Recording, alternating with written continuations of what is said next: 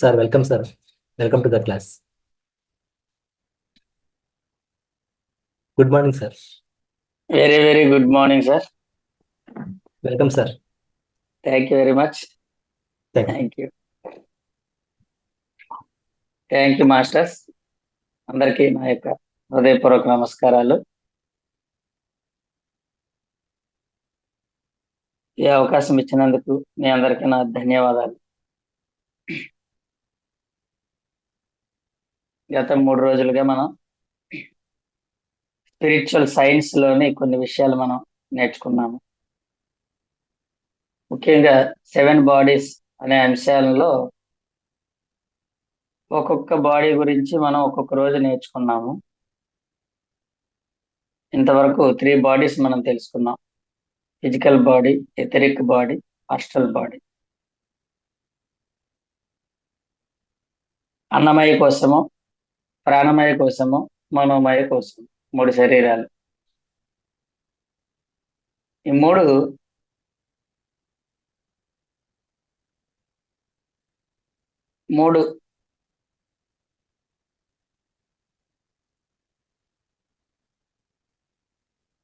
Lower bodies అని కూడా చెప్పుకోవచ్చు. Lower bodies. తర్వాత 4వది విజ్ఞానమయ కోశం. విజ్ఞానమయ కోశాన్నే కాజల్ బాడీ అంటారు. కారణ శరీరం అని కూడా అంటారు. కారణ శరీరాన్నే విజ్ఞానమయ కోశం, కాజల్ బాడీ అంటే కారణ శరీరం. యాక్చువల్గా మనం ఈ బాడీస్ లో వచ్చేసరికి మనం ఏం చెప్పుకుంటాం, విజ్ఞానమయ కోశం. సింపుల్ గా తెలుస్తుంది మనకి. విజ్ఞానమయ కోశము అంటే విజ్ఞానంతో కూడినది. దేని మీద ఆధారపడి ఉంటుంది ఈ కోశము, ఈ బాడీ, ఈ కాజల్ బాడీ అంటే విజ్ఞానం మీద ఆధారపడుతుంది. ఏం కోరుకుంటుంది? విజ్ఞానం కోరుకుంటుంది. ఆ బాడీ ఏం కోరుకుంటుంది? విజ్ఞానాన్ని కోరుకుంటుంది. అన్నమయ కోసం అన్నాన్ని కోరుకుంటుంది. ప్రాణమయ కోసం ప్రాణశక్తిని కోరుకుంటుంది. మనోమయ కోసము మనస్సు సద్భావనను కోరుకుంటుంది. నిరంతరం అన్నాన్ని అందిస్తూ ఉండడం అనేది అన్నమయ కోసం పట్ల మన ధర్మం. నిరంతరం ప్రాణశక్తిని మనకి అందించడం అనేది ప్రాణమయ కోశం పట్ల మన ధర్మం. నిరంతరం సద్భావనలు మనం మనసులో ఉంచుకోవడం అనేది మనోమయ కోశం పట్ల మన ధర్మం. ఎప్పుడు మనసులో సద్భావనలు ఉండాలి. నా మనసులో ఎప్పుడు సద్భావన, సత్యంతో కూడిన భావన అంటే నేను ఆత్మని అనేది ఎప్పుడు ఉండాలి. ఆ సద్భావనే నా మనసులో ఉంటే నా మనసు ఎప్పుడూ వీక్ అవ్వదు, స్ట్రాంగ్ గా ఉంటుంది. ఆత్మ అంటే ఎవరు? భగవంతుడు. కాబట్టి నేను భగవంతుడిని, సాక్షాత్తు భగవంతుడిని. నేను భగవంతుడినైన నేను ఈ భూమి మీదకి మానవుడిగా వచ్చాను. నిజానికి నేను భగవంతుణ్ణి. అది సత్యం. అహం బ్రహ్మాస్మి. అహం అంటే నేను, బ్రహ్మ అంటే భగవంతుడు, అస్మి అంటే అయి ఉన్నాను. నేను భగవంతుడినై ఉన్నాను. అహం బ్రహ్మాస్మి అంటే సంస్కృతంలో అది మనకి భావనలో మనకి అర్థం కాకుండా ఉంటుంది. కాబట్టి డైరెక్ట్ గా నేను భగవంతుడినై ఉన్నాను. ఈ సృష్టి అంతా ఏదైతే వ్యాపించి ఉందో అదే నేను. నేనే అంతా, అంతా నేనే, అంతా నేనే. ఈ సృష్టిలో అన్ని జీవరాశుల్లోని సకలము వ్యాపించి ఉన్నది నేనే. ఈ నేనే అంతా వ్యాపించి ఉంది. కాబట్టి ఈ సృష్టిలో ఎక్కడ చూసినా నేనే ఉన్నాను. ఆ అన్ని చోట్ల ఉన్న భగవంతుడినే నేను. కృష్ణుడు భగవద్గీతలో చెప్పినట్లు అహమాత్మ గుడాకేశ సర్వభూతాశ్రయ స్థిత. నేను ఆత్మని, ఆత్మస్వరూపిణ్ణి. ఎక్కడ చూసినా నేనే ఉన్నాను. అన్ని జీవరాశుల్లోనే నేనే ఉన్నాను. ఆ నేనే నేను కూడా. శ్రీకృష్ణుడు ఏ ఆత్మయ్య ఉన్నాడో నేను అదే ఆత్మయ్య ఉన్నాను. కాబట్టి అదే భగవంతుడిని అయి ఉన్నాను. కాబట్టి నేను భగవంతుడిని అనే భావన మనం ఎప్పుడు మనసులో పెట్టుకోవాలి. భగవంతుడిని అయి ఉన్నప్పుడు బాధ ఎందుకు మనకి? దిగులు ఎందుకు మనకి, దుఃఖం ఎక్కడ మనకి, మనమే భగవంతుడై ఉండి కూడా ఏడిస్తే ఇంక నవ్వేది ఎవడు? కాబట్టి ఈ భావనలు ఎప్పుడూ మనసులో ఉండాలి. నేను ఆత్మస్వరూపుడిని, సత్యమైన వాడిని, అంటే శాశ్వతంగా ఉన్న ఆత్మనే నేను, టెంపరీగా ఉన్న శరీరాన్ని నేను కాదు, ఎప్పుడు ఉండే ఆత్మని నేను, భగవంతుని, సాక్షాత్తు భగవంతుడిని, చావే లేని వాడిని. ఎప్పుడూ ఉంటాను, ఉంటే ఇక్కడ ఉంటాను, లేకపోతే అక్కడ ఉంటాను. ఎక్కడో దగ్గర ఎప్పుడూ ఉంటాను నేను. ఎక్కడో దగ్గర ఉన్నప్పుడు నాకు బాధ ఎందుకు? కొంతకాలానికి ఇక్కడికి వచ్చాం మనం. మనం మానవులం కాదు, దేవుళ్ళమైన మనము మానవులుగా ఇక్కడికి వచ్చాము. దైవం మానుష రూపేణ అన్నారు. ఆ దైవమే మానుష రూపంలో ఇక్కడ ఉన్నాం అంతే. మన నిజ స్వరూపం దైవము, నేను దైవాన్ని, నేను ఆత్మస్వరూపాన్ని, నేను భగవంతుడిని అనే భావనలు, సద్భావనలు ఎప్పుడు మనసులో నుంచి బయటికి పోకూడదు. నేను ఆడ, నేను మగవాడిని, నేను ముసలైపోయాను, లేకపోతే నేను అందంగా లేను, నాకు డబ్బు లేదు, నాకు పిల్లలు లేరు, భర్త లేడు, నాకు భార్య లేదు, మా తల్లి చనిపోయింది, మా తండ్రి చనిపోయింది, ఇలా ప్రాపంచిక భావనలతో మనసు నిండి ఉంటే మనసంతా దుఃఖంగా ఉంటాం. ఈ మనసులో ఈ ప్రాపంచిక భావనలు, అసత్య భావనలు తీసేసి సద్భావనలతో నింపుకోవాలి. అలా నింపుకున్నప్పుడు మనసు ఎప్పుడు స్ట్రాంగ్ గా ఉంటుంది. ఒకటి మనం నింపుకుంటూ ఉండాలి. మనం ఎలా నింపుకోవాలంటే నేను ఆత్మని, నేను సాక్షాత్తు భగవంతుడిని, ఎల్లప్పుడూ ఉంటాను, శాశ్వతమైన వాడిని అనుకోవాలి. తర్వాత అందరి దగ్గర నుంచి అందరి జీవిత అనుభవాలు, ధ్యాన అనుభవాలు వినడం ద్వారా ఆ సద్భావాన్ని మనం నింపుకుంటాం. అది నిన్న మనం చెప్పుకున్న కాన్సెప్ట్. ఈ రోజు ఏం చెప్పుకుంటామంటే, కారణ శరీరానికి ఏం కావాలి, ఏం కోరుకుంటుందంటే, ఈ విజ్ఞానమయ కోసం ఏం కోరుకుంటుందంటే, విజ్ఞానాన్ని కోరుకుంటుంది, విజ్డమ్. విజ్ఞానమే దీనికి ఆహారం. నాకు విజ్ఞానాన్ని ఇయ్యి, నాకు విజ్ఞానాన్ని ఇయ్యి అని అడుగుతుంది. అడిగింది ఎవరు? నువ్వే. నీలోనే నీ శరీరం నువ్వే.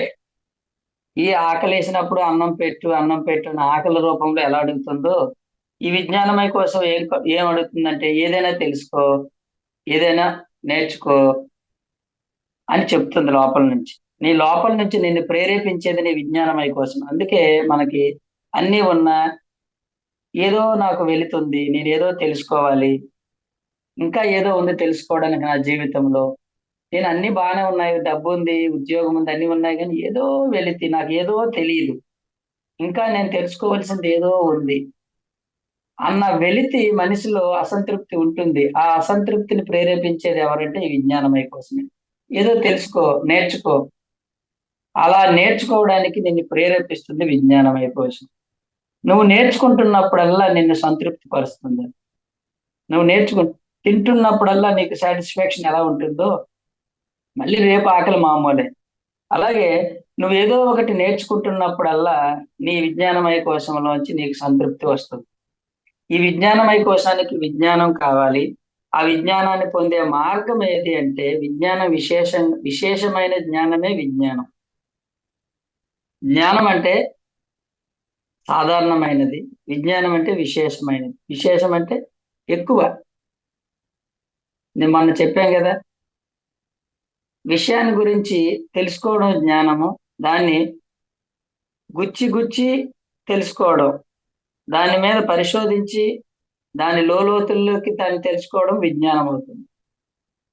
కాబట్టి విజ్ఞానము, మన ఇక్కడ విజ్ఞానం అంటే రెండు రకాలు ఉన్నాయి. ప్రాపంచిక విజ్ఞానం ఉంది, ఆధ్యాత్మిక విజ్ఞానం ఉంది. ప్రాపంచిక విజ్ఞానం అంటే సైన్స్, మ్యాథ్స్, ఫిజిక్స్ ఇవన్నీ చదివితే ప్రాపంచిక విజ్ఞానం. కానీ ఇక్కడ మనం చెప్పేది ఈ విజ్ఞానము, అది కూడా విజ్ఞానమే, కానీ ఇక్కడ మనం చెప్పేది ఆత్మ విజ్ఞానం గురించి మనం చెప్పుకుంటాం. ఆత్మ విజ్ఞానమే విజ్ఞానం. ఈ ఆత్మ విజ్ఞానాన్ని పొందే మార్గము ఏది అంటే, విశేషమైన జ్ఞానం పొందే మార్గము స్వాధ్యాయం. పుస్తకాలు బాగా చదవడం వల్ల మనిషికి విజ్ఞానం వస్తుంది. ఎన్నో గ్రంథాలు ఉన్నాయి. ఆ గ్రంథాల్లో ఎంతో మంది ఆత్మ విజ్ఞానులు రాసిన విషయాలు ఉన్నాయి పుస్తకాల్లో. వాటిని మనం చదివితే ఆ విజ్ఞానం అంతా మనకు వస్తుంది. అంటే గ్రంథ పఠనం ద్వారా, స్వాధ్యాయం ద్వారా మనం విజ్ఞానం పొందుతూ ఉంటాం. ఒక గంట సేపు ఒక పుస్తకం చదివితే అందులోంచి నువ్వు కొన్ని విషయాలు సంగ్రహిస్తావు, గ్రహిస్తావు. అప్పుడు నీ విజ్ఞానమై కోసం సంతృప్తి చెందుతుంది. మరి దీన్ని కారణ శరీరం అని ఎందుకు అన్నారు అంటే, నువ్వు ఏ కారణంతో అయితే జన్మ తీసుకుంటావో ఆ కారణంతో భూమి మీదకు రావడాన్నే కారణ శరీరం. ఈ కారణ శరీరంలోనే నీ జన్మ కారణం ఉంటుంది. మనం ఏ కారణంతో భూమి మీదకి వచ్చాము? వచ్చాం కాబట్టి తింటాం, వచ్చాం కాబట్టి నిద్రపోతాం. కానీ మన జన్మ కారణం ఏంటంటే విజ్ఞానం. జ్ఞానం పొందడమే మన జన్మ కారణము. ఎంతో జ్ఞానం ఉంటుంది. అందరి దగ్గర నుంచి అన్ని విషయాలు నేర్చుకొని సంగ్రహించుకొని ఒక ఇంత జ్ఞానంతో మనం భూమి మీద నుంచి పైకి వెళ్ళాలనే కారణంతోనే మనం భూమి మీదకి వస్తాం. అంటే జ్ఞానం పొందే కారణంతోనే మనం ఈ భూమి మీదకి వస్తాం కాబట్టి దీన్ని కారణ శరీరము అంటారు. మన జన్మ కారణమే విజ్ఞానం. విజ్ఞానం అనేది స్వాధ్యాయం ద్వారా ఎంతో మంది జీవిత అనుభవాల పుస్తకాలు, గ్రంథాలు చదవడం వల్ల మనకి విజ్ఞానం ఎక్కువగా వస్తుంది. కాబట్టి అనేక గ్రంథాలు ఉన్నాయి. ప్రతి గ్రంథంలోంచి ఎంతో అంత విజ్ఞానం ఉంటుంది. ఆ విజ్ఞానం ఇప్పుడు సేతు విజ్ఞానము, ఓషో గారి బుక్స్ చదవటము, నెక్స్ట్ పత్రిసార్ పుస్తకాలు చదవటము, ఇలా ఎంతో మంది ఇప్పుడు టార్కోమ్ సెరైడారి అని బుక్స్ చదవటము. వాళ్ళ పుస్తకాల్లో వాళ్ళు ఎంతో రీసెర్చ్లు చేసి వాటి మీద ఈ స్పిరిచువల్ సైన్స్ మీద ఎన్నో రీసెర్చ్లు చేసి వాళ్ళు గ్రంథాలు రాయడం జరిగింది. లోబ్సాంగ్ రాంపా గారి పుస్తకాలు, లోబ్సాంగ్ రాంపా గారి బుక్స్ అయితే మొత్తం అంతా విజ్ఞానమే. ఎన్నో బుక్స్ మొత్తం స్పిరిచువల్ సైన్స్ అంతా కూడా ఆయన విశేషంగా అందించడం జరిగింది. ఆ పుస్తకాలు ఉన్నాయి చదవడానికి. అవి మనం చదివితే అందులోంచి ఎంతో విజ్ఞానం వస్తుంది. అంతకు ముందు మనకు తెలియదు. థర్డే అని విన మూడవ కన్ను అంటే ఎవరికి తెలుసు? శివుడికి ఉంటదని తెలుసు అంతే. శివుడికి చూస్తాం మనం. శివుడికి మూడవ కన్ను ఉందంట, అది తెరిస్తే భస్మం అయిపోతాం. అసలు మూడవ కన్ను గురించి అసలు విషయం ఎవరికి తెలుసు? అసలు మూడవ కన్ను అంటే ఏంటి, దాన్ని దాని ప్రభావం ఎలా ఉంటుంది ఎవరికి తెలుసు? ఎవరికి తెలియదు. కానీ ఇప్పుడు అందరికి తెలిసింది. మనకి పిఎస్ఎస్ఎం లో ప్రతి ఒక్కరు మూడవ కన్ను, నాకు మూడవ కన్ను, నాకు మూడవ కన్ను, అందరూ శివుళ్ళే. అది ఈజీ అయిపోయింది. ఒకప్పుడు శివుడికి ఉందని తెలుసు మనకి, కానీ ఇప్పుడు అందరికీ థర్డ్ ఐ ఓపెన్ అవుతుంది. థర్డ్ ఐ గురించి అందరికీ తెలుసు. థర్డ్ ఐ అనేది, ఆ థర్డ్ ఐ గురించి మనం తెలుసుకోవాలంటే లోబ్సాంగ్ రాంపా గారి బుక్ చదివితే థర్డ్ ఐ గురించి తెలుస్తుంది. అలాగే హాస్టల్ బాడీ గురించి తెలుసుకోవాలంటే, అలాగే థియోసాఫికల్ సొసైటీలో బుక్స్ ఉన్నాయి కొన్ని. అందులో ఈ బాడీస్ గురించి చెప్తారు. చాలా ఒక్కొక్క బాడీకి ఒక్కొక్క బుక్కే ఉంది. అందులో క్యాజువల్ బాడీకి, హాస్టల్ బాడీకి, ఎథరిక్ బాడీకి, ఆరాకి, వీటన్నిటి గురించి కూడా తెలుసుకునే గ్రంథాలు చాలా ఉన్నాయి. ఆ గ్రంథాలు చదివితే మన గురించి మనకు చాలా బాగా తెలుస్తుంది. మనలో ఈ బాడీ ఉందా, ఈ హాస్టల్ బాడీ ఉందా, కాజల్ బాడీ ఉందా, ఇథరిక్ బాడీ ఉందా, ఆరా ఉంటుంది. ఆరా ఎలా పెరుగుతుంది, ఆరా దేని మీద ఆధారపడి ఉంటుంది, ఇవన్నీ మనకి విజ్ఞానమే. ఈ విజ్ఞానాన్ని పొందాలంటే మనం ఎలా పొందుతామంటే ఆ గ్రంథాలు చదవటం వల్లే విజ్ఞానం వస్తుంది. మనం విజ్ఞానవంతుడయ్యాడు. బుద్ధి జ్ఞానం, జ్ఞానం పెరిగేది, విజ్ఞానం పెరిగేది పుస్తకాల వల్ల. యాక్చువల్గా దీన్నే మణిపూరక చక్రం అంటారు. మణిపూరక చక్రం. మణిపూరక చక్రం అంటే మణితో పూరించబడింది అన్నది. ఆ మనిషి మనులు ఎప్పుడైతే గ్రంథాలు చదువుతాడో ఆ మనిషి నోట్లోంచి మనులు లాంటి మాటలు వస్తాయి, అందమైన మాటలు వస్తాయి, చక్కని జ్ఞానవంతమైన మాటలు వస్తాయి, ఆ భగవద్గీతలోంచి మాటలు వస్తాయి. వాడు చదివిన పుస్తకాల్లోంచి ఆ మనులు లాంటి మాటలు నోట్లోంచి వస్తాయి. ఆ పుస్తకాలు చదివిన వాడి నోట్లోంచి ఏం వస్తాయి చెప్పండి? వాళ్ళ ఇంట్లో విన్న మాటలే బయటకు వస్తాయి. గ్రంథాలు చదివిన వాడి నోట్లోంచి విశేషంగా జలపాతం లాగా అవి అంతా పారుతూ ఉంటాయి. ఇప్పుడు చాగంటి కోటేశ్వరరావు గారు ఉన్నారు అనుకోండి, ఆయన నోరు విప్పితే ఆ యొక్క గ్రంథాల్లోంచి విశేషాలన్నీ బయటకు వచ్చేస్తుంది. అలాగే మనం పత్రిసారి ఉన్నారు అనుకోండి, పత్రిసారి నోరు విప్పితే ఆయన నోట్లోంచి ఎప్పుడూ ఆ విజ్ఞానం అలా బయటకు వస్తూనే ఉంటుంది. విశేషంగా గ్రంథాలు చదవడం వల్ల ఆ గ్రంథ పఠనమే, ఆ విజ్ఞానమే నీకు మనులవి. నీ ముఖము, నీ అందము, నీ చందము, నీ ఆస్తులు ఇవి నీకు మనులు కావు. నీ విజ్ఞానమే, నీ జ్ఞానమే నీకు వాడు మణితో పూరించబడ్డాడు అని అంటారు. మనులతో పూరించబడ్డాడు కాబట్టి వాడి మణిపూరకం. అంటే విజ్ఞానం అనే మణితో పూరించబడి ఉంటాడు. అదే మణిపూరక చక్రం. మణిపూరక చక్రము అంటే ఏంటంటే నీ విజ్ఞానమే నీ మణిపూరక చక్రం. నా మణిపూరక చక్రం అంటే నా విజ్ఞానం. నేను ఎంత బాగా పుస్తకాలు చదువుతూ ఉంటే నా మణిపూరక చక్రము అంత వికాసం చెందుతూ ఉంటుంది, అంత వికసిస్తుంది. నా నోట్లోంచి అంత మనుల్లాంటి మాటలు వస్తుంటాయి, అంత ఆకర్షణ పెరుగుతుంది నాకు. నువ్వెంత గ్రంథాలు చదువుతూ ఉంటే నీకు అంత ఆకర్షణ. ఆకర్షణ అంటే నువ్వు చెప్తూ ఉంటావు, లెక్చర్స్ ఇస్తూ ఉంటావు. నీ లెక్చర్స్ ని విని వాళ్ళందరినీ ఆకర్షించుకుంటావు. అదే నీకు మనీ అంటే ఆకర్షణ. ఏది నీ ఆకర్షణ? నీ గ్రంథ పఠనమే నీకు ఆకర్షణ. నీ గ్రంథ పఠనం వల్ల నీ నోట్లోంచి వచ్చిన మనుల్లాంటి మాటలే నీకు ఆకర్షణ. అందుకనే దాన్ని మణిపూరక చక్రం అంటారు.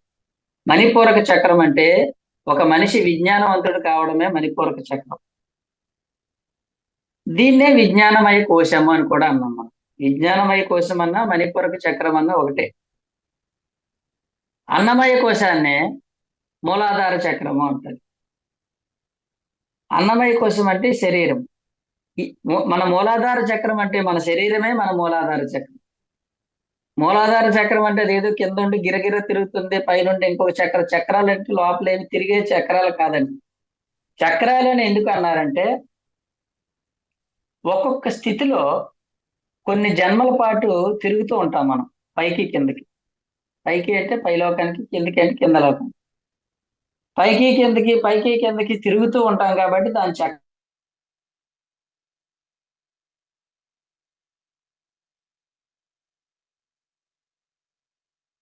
మనం కూడా పై నుంచి కిందకి, కింద నుంచి పైకి, ఇలా తిరుగుతూ ఉంటాం కాబట్టి చక్రము అన్నారు. చక్రం అంటే తిరగటం. దేనికి తిరుగుతాం మనం? ఒకానొక స్థితిలో కొన్ని జన్మల పాటు ఆ స్థితిలో తిరుగుతూ ఉండడాన్ని దాన్ని చక్రము అంటారు. మూలాధార చక్రం అంటే మూలాధారము అంటే నీ శరీరమే నీ మూలాధార చక్రం. నీ శరీరమే నీ మూలాధార అంటే నీ శరీర స్థితిలో, భౌతిక శరీర స్థితిలోనే నువ్వు కొన్ని జన్మల పాటు ఈ భూలోకానికి వస్తావు. అంటే భౌతిక శరీర స్థితి అంటే ఏంటి? భౌతిక శరీరానికి కావలసిన అవసరాలు తీర్చడం కోసం. భౌతిక శరీరానికి అవసరాలు ఏంటి? తిండి, నిద్ర, సెక్స్ ఇవి ఉన్నాయి చూసారా? వీటిని సంతృప్తి పరచుకోవడం కోసమే కొన్ని జన్మలు ఎత్తాడు మనిషి. కొన్ని జన్మలంతా కూడా తినడానికే వస్తాడు. తిండి తిండి తిండి తిండి. ఆంధ్ర తిండి, తమిళనాడు తిండి, కర్ణాటక తిండి, రకరకాల టేస్ట్లు అన్ని చూసే వరకు వాడు తిరుగుతూనే ఉంటాడు ఈ భూమి మీద. తిండి మీద వాడికి ఆ యావ తిండి మీద వాడికి విరక్తి కలిగే వరకు కొన్ని జన్మల పాటు ఆ మూలాధార స్థితి అంటే శరీరం యొక్క క్రియలు ఏవైతే ఉన్నాయో వాటిని సంతృప్తి పరచుకోవడానికి, సంపూర్ణంగా సంతృప్తి పరచడానికే కొన్ని జన్మలు ఇస్తారు కాబట్టి దాని మూలాధార చక్రస్థితి. మరి మూలాధారం అని ఎందుకు అన్నారంటే దాన్ని మూల ఆధారం. ఈ భూమి మీద మనం ఉండడానికి, ఇప్పుడు మనం భూమి మీద ఉన్నాం. మనం యాక్చువల్గా ఆత్మలం. మనం ఆత్మలం అయినా కానీ భూమి మీద ఉండడానికి ఏది ఆధారం మనకి? ఈ శరీరమే ఆధారం. శరీరం లేకపోతే ఇక్కడ ఉంటామా మనం?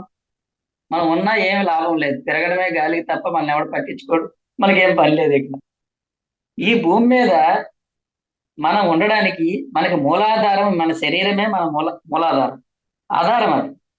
ఈ ఆధారాన్ని పట్టుకొని మనం ఈ భూమి మీద నడుస్తున్నాము, పనులు చేస్తున్నాము, అన్ని సీన్లు చేస్తున్నాం మనం.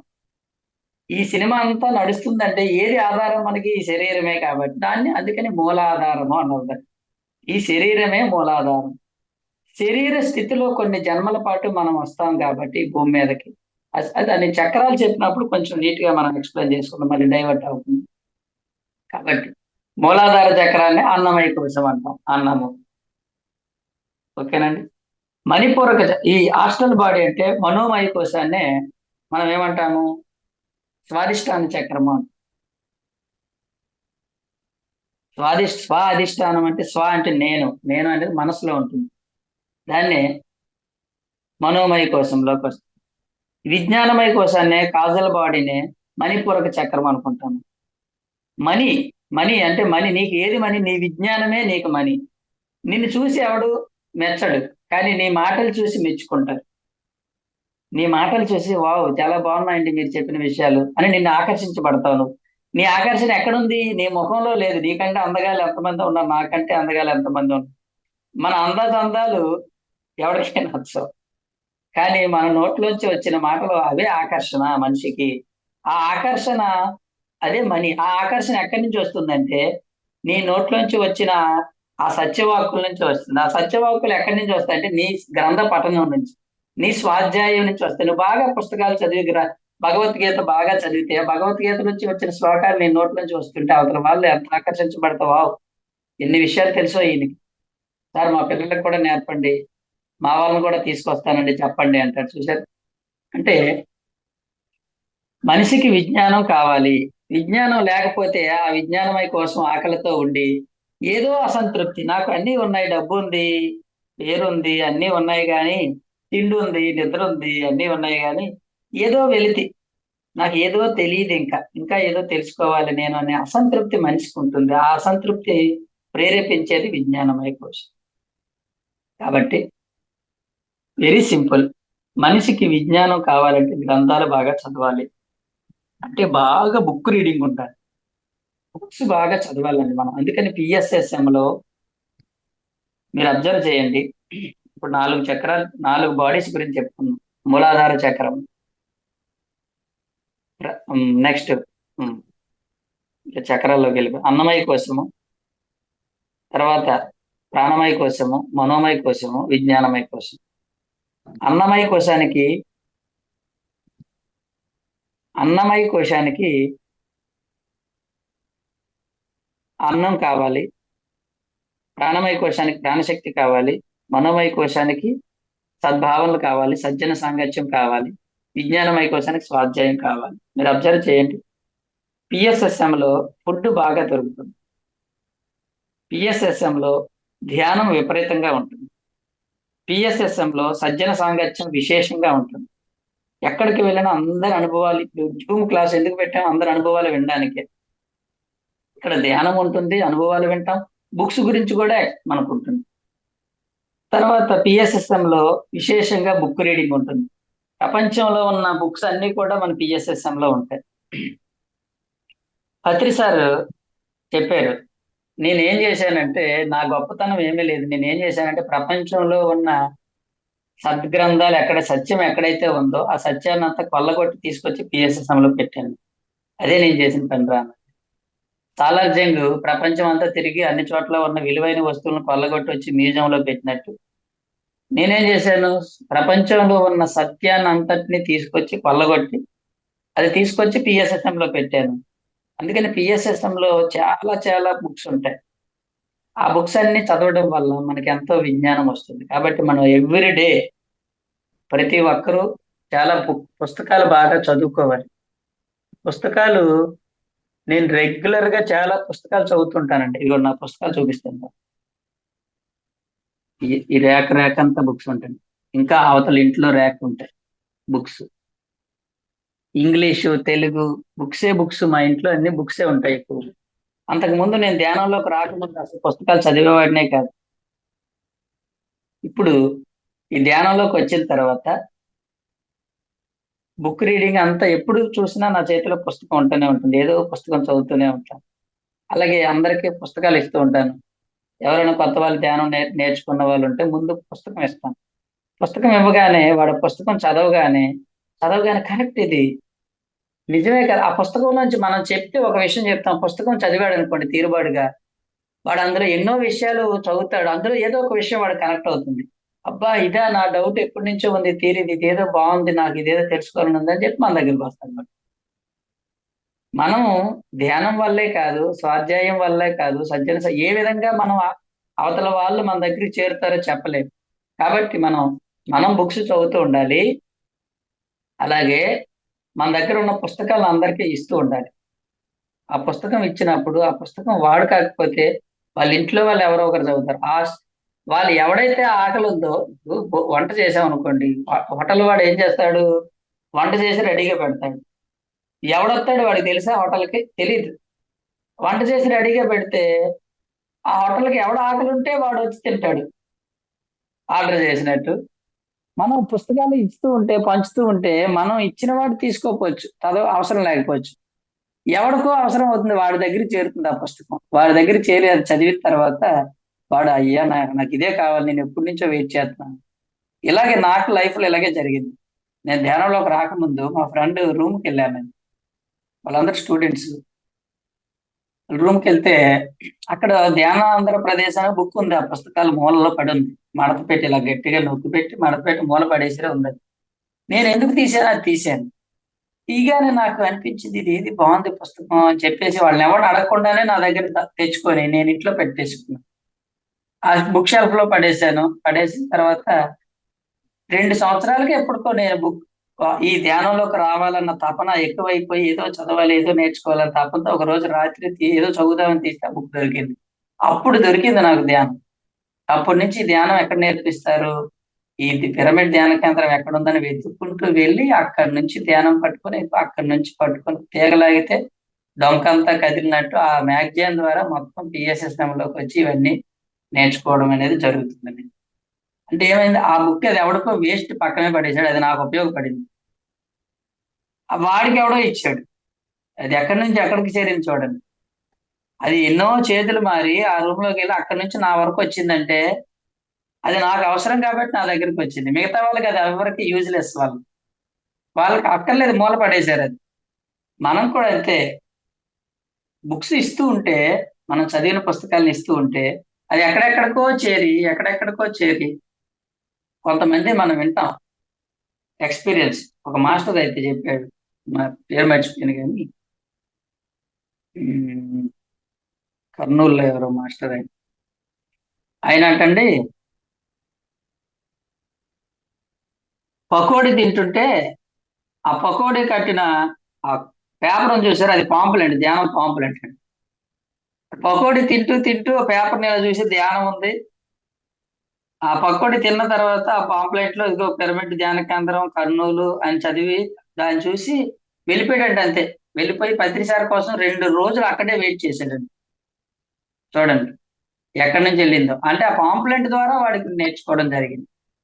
కాబట్టి అయితే విజ్ఞానమయ కోశము అంటే విజ్ఞానంతో కూడిన శరీరము. దానికి మనం స్వాధ్యాయం ద్వారా విజ్ఞానాన్ని అందిస్తూ ఉండాలి.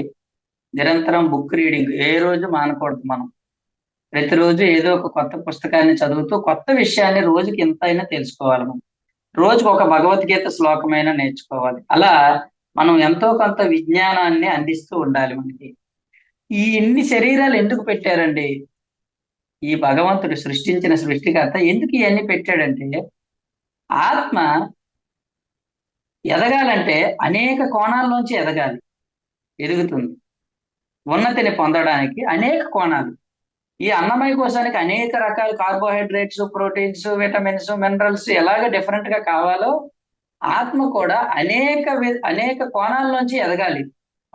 ఉన్నతంగా తీర్చిదిద్దబడాలి. ప్రగతిని సాధించాలి. కాబట్టి ఒకే బాడీ ఇచ్చారనుకోండి, ఒకే కోణంలో ఎదుగుతుంది ఆత్మ. కానీ ఇన్ని బాడీస్ ఉండడం వల్ల అన్ని కూడా కోరుకుంటాయి లోపల నుంచి, నాకు ఇది ఇవ్వు ఇది ఇవ్వు అని. ప్రాణమయ కోశం వల్ల ధ్యానానికి మనిషి ఆకర్షితుడవుతాడు. మనోమయ కోశం వల్ల సజ్జన సాంగత్యానికి ఆకర్షితుడై సజ్జన సాంగత్యం ద్వారా జ్ఞానాన్ని పొందుతాడు. ఈ విజ్ఞానమయ కోశం ఉండడం వల్ల, విజ్ఞానమయ కోశం ఏదైనా తెలుసుకోవాలి, ఏదైనా నేర్చుకోవాలి, ఏదో ఒక పుస్తకం చదవాలి అనే ప్రేరణ రావడం వల్ల విజ్ఞానాన్ని పొందటానికి నిరంతరం కృషి చేస్తూ ఉండడం వల్ల, ఎంతో విజ్ఞానం పొందడం వల్ల ఆత్మ ప్రగతి. అంటే ఆత్మ యొక్క ప్రగతి కోసం ఇన్ని శరీరాలని ఇందులో ఏర్పాటు చేయడం జరిగింది. ఇన్ని రకాలుగా సమీకరించుకుంటే గాని ఆత్మ ఉన్నతంగా ప్రగతి సాధించలేదు. కాబట్టి భూమి మీదకి ఎందుకు వస్తాడు మనిషి అంటే, ఇక్కడ అన్ని రకాలుగా ప్రగతిని సాధించే అవకాశాలు ఉంటాయి ఈ శరీరం లోపల. కాబట్టి 7 శరీరాలు ఇవ్వబడ్డాయంటే 7 రకాలుగా 7 కోణాల నుంచి మనిషి ఆత్మ ఆత్మ తీర్చిదిద్దబడుతుంది, ప్రగతి సాధిస్తుంది, ఉన్నతీకరించబడుతుంది. ఎన్నో లోకాలు ఉన్నాయి, కానీ అన్ని లోకాల్లో ఇలాంటి ఏర్పాట్లు లేవు. లేకపోవడం వల్ల అక్కడ అంత ప్రగతి సాధించే అవకాశాలు తక్కువ. ఆత్మకి ఎక్కువ ప్రగతి సాధించే అవకాశాలు భూమి మీదే ఉన్నాయి. కనుకనే ఎక్కువ ఆత్మలు ఉన్నతంగా ఎదగాలి, నేను ఉన్నతంగా మారాలి అనుకునే ఆత్మలు ఎక్కువగా ఆత్మలు భూమి మీదకే వస్తాయి. చదువుకునే వాళ్ళు ఉన్నారు, చదువు లేని వాళ్ళు చాలా మంది ఉన్నట్టే వచ్చిన వాళ్ళు ఉంటారు, రాని వాళ్ళు కూడా ఉంటారు. నాకు వద్దులే ఇప్పుడు ఆ తిప్పలన్నీ ఎవడ పడతారు, నాకు చదువుకోవాలని లేదంట. కాబట్టి ఎడ్యుకేషన్, చదువు అంటే ఆధ్యాత్మిక చదువు అంటే విజ్ఞానం. Main important book reading. Patriji 1,00,000 పుస్తకాలు చదివాను నేను, 1,00,000 పైగా పుస్తకాలు. అందుకని ఆయనకి అంత విజ్ఞానం ఉంది ఆయన దగ్గర. మీరు ఏ ప్రశ్న అడిగినా ఆయనకు ఆన్సర్ చెప్పగలరు, ఆయన అంత విజ్ఞానం ఉంది ఆయన దగ్గర. మనము 1,00,000 పుస్తకాలు చదవలేకపోయినా ఆయన చెప్పినవన్నీ వింటే చాలా వరకు కవర్ అయిపోతాయి. తర్వాత ఇంకా ఎన్నో పుస్తకాలు చదివితే లోతుల్లో విషయాలన్నీ మనకు తెలుస్తాయి. కాబట్టి మనం గ్రంథ పఠనము చేద్దాము, బుక్ రీడింగ్ చేద్దాం విశేషంగా. అది చెయ్యకపోతే ఆత్మ ఉన్నత స్థితికి వెళ్ళదు. మన లక్ష్యమే అది, మన కారణమే, జన్మ కారణమే అది, కారణ శరీరం. నువ్వు ఏ కారణంతో వచ్చావు? నేను జ్ఞానం పొంది వెళ్తాను. ఎన్నో గ్రంథాలు ఉన్నాయి భూమి మీద, అవన్నీ చదివి వెళ్తాను నేను పైలోకాలకి. విజ్ఞానాన్ని పొంది నేను భూమి మీద నుంచి పైకి వెళ్ళాలనే ఉద్దేశంతోనే మనం వచ్చాము. వచ్చినప్పుడు మన బుక్ చదవకపోతే, బుక్ రీడింగ్ చెయ్యకపోతే ఉన్నత లేదు మనకి. భజగోవిందంలో ఆదిశంకరాచార్యులు ఏమన్నారంటే, భగవద్గీత కించిత దీత గంగాజలలవ కనికాపీత సకృదపి ఏన మురారి సమచ్చ క్రియతే తస్య యమైన నా చర్చ. ఈ శ్లోకం అర్థం ఏంటంటే, భగవద్గీత కించిత దీత అంటే భగవద్గీతను కొంచెమైనా చదువు. భగవద్గీత అంటే సద్గ్రంథాలను, ఈ సద్గ్రంథాలని కొంచెమైనా చదువు. గంగాజలలవ కనికాపీత అంటే కొంచెమైనా ధ్యానంలో వచ్చిన ధ్యాన గంగను గ్రోలు, అంటే కొంచెమైనా ధ్యానం చేసి ఆ ధ్యాన గంగని పొందు.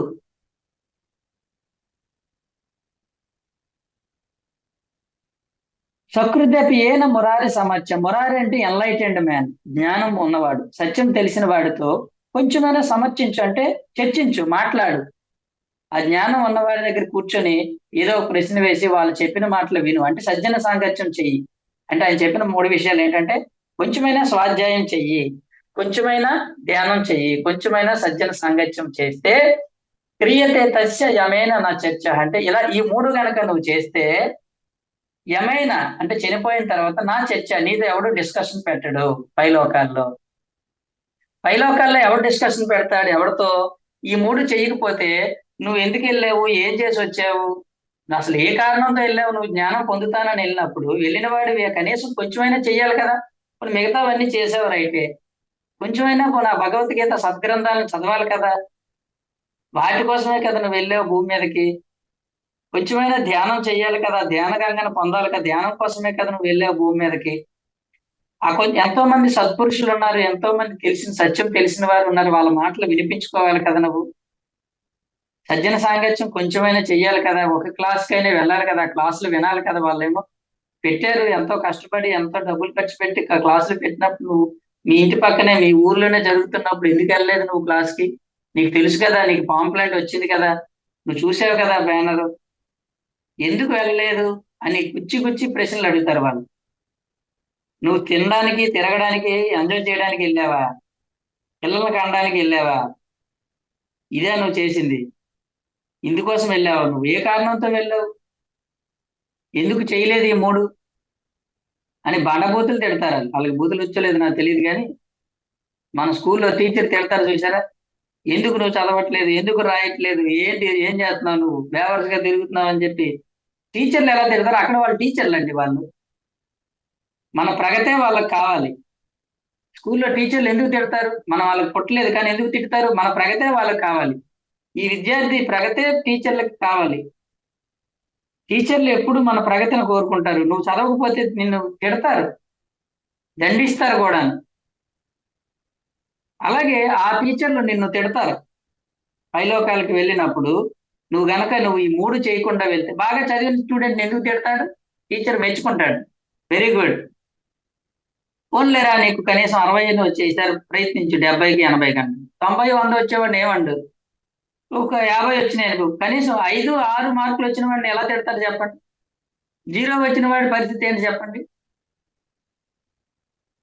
అలాగే పైలోకాలకు మనం వెళ్ళినప్పుడు వాళ్ళు నువ్వు ఎందుకు వెళ్ళావు, ఏం చేశావు, నీకు బుద్ధి జ్ఞానం ఏమైనా ఉందా, అసలు ఎందుకు వెళ్ళినట్టు నువ్వు, ఇంత విలువైన జన్మని వృధా చేసుకొని వచ్చావు, కనీసం ధ్యానం చేయాలి కదా నువ్వు. కనీసం పెద్ద మాటలు వాళ్ళని చేసేవాడిని కూడా చెడగొట్టావు నువ్వు. మీ ఇంట్లో వాళ్ళని చేసేవాళ్ళని చెడగొట్టావు నువ్వు ధ్యానం. పుస్తకాలు చదవలేదు ఎందుకు, ఇంట్లో ఇన్ని పుస్తకాలు ఉన్నాయి కదా, కనీసం పుస్తకం తీయడానికి ఏం సంకటం వచ్చింది నీకు అని తిడతారు. తీయొచ్చు కదా పుస్తకం తీసి చదవచ్చు, చదవలేవా నువ్వు, రాదా చదువు, నీకు వచ్చు కదా చదువు, ఎందుకు వెళ్ళలేదు? పెద్ద పోజు కొట్టావు, నీకే ఏదో పెద్ద తెలిసినట్టు, వాళ్ళు ఏదో పిచ్చోళ్ళగా చూసావు నువ్వు. ఆ క్లాస్కి వెళ్ళిన వాళ్ళు పిచ్చోళ్ళు, నువ్వు తెలియని వాడువా, నీ క్లాస్ అవసరం లేదా అని వాళ్ళు తిడతారు. అందుకని ఏం చెప్పారంటే ఆది శంకరాచార్యులు, ఈ 3 చేస్తే నిన్ను పైన ఎవడు నీతో చర్చి పెట్టడు, డిస్కషనే పెట్టడు.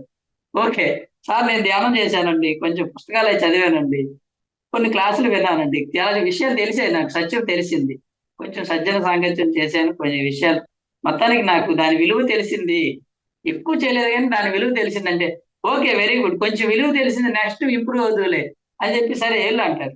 ఎవడైతే ఇవి చేయలేదో వాడిని కూర్చోబెట్టి ఫుల్ క్లాసులు పీకుతారు. అర్థమైందండి? కాబట్టి మనం అక్కడ క్లాసులు పీకించుకోవాల్సిన అవసరం ఏముంది చెప్పండి? కాబట్టి మన ప్రగతి కోసమే మనం ఈ భూమి మీదకి వచ్చాము. ఈ భూమి మీదకి మనం ఎందుకు వచ్చామంటే, పరిస్థితులు ఎలాగైనా ఉండనివ్వండి, పరిస్థితులు రకరకాలుగా ఉంటాయి, రకరకాల పరిస్థితుల నుంచి నేర్చుకోవడానికి వచ్చాం మనం. పరిస్థితి ఎందుకు వచ్చింది చెప్పండి? కష్ట పరిస్థితులు, క్లిష్ట పరిస్థితులు ఎందుకు వస్తాయంటే ఆత్మ గట్టి పట్టడం కోసం, ఎదగడం కోసమే వస్తాయి ఆ పరిస్థితులు.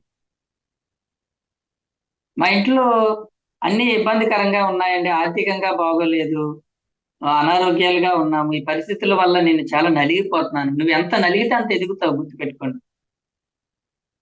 ఆత్మ ఎప్పుడు ఎదుగుతుందంటే, ఇక్కడ మనం ఎంత నలిగిపోతే, చిరిగిపోతే ఆత్మ అంత ఎదుగుదల కలుగుతుంది.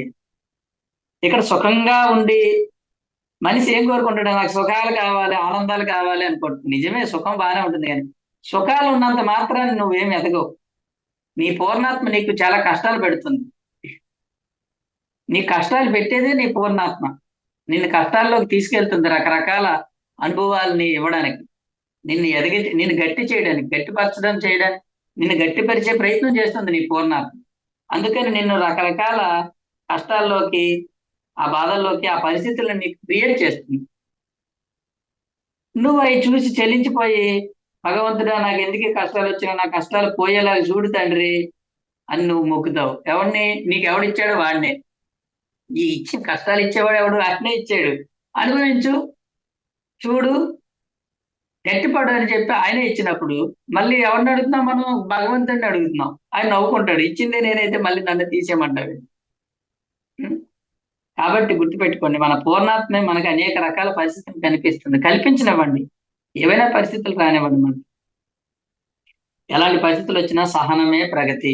మన PSSM లో ప్రిన్సిపల్స్ ఉన్నాయి, 9 జ్ఞాన నవరత్నాల్లో ఒకనొక నవరత్నం, 4వది సహనమే ప్రగతి, 5వది సహనమే ప్రగతి. మనం ఎంత సహనంగా ఉంటే అంత ప్రగతి. ఎన్నో పరిస్థితులు రానివ్వండి, పరిస్థితులు అనేవి ఏదో అందరికీ ఉంటాయి, మనకే కాదు.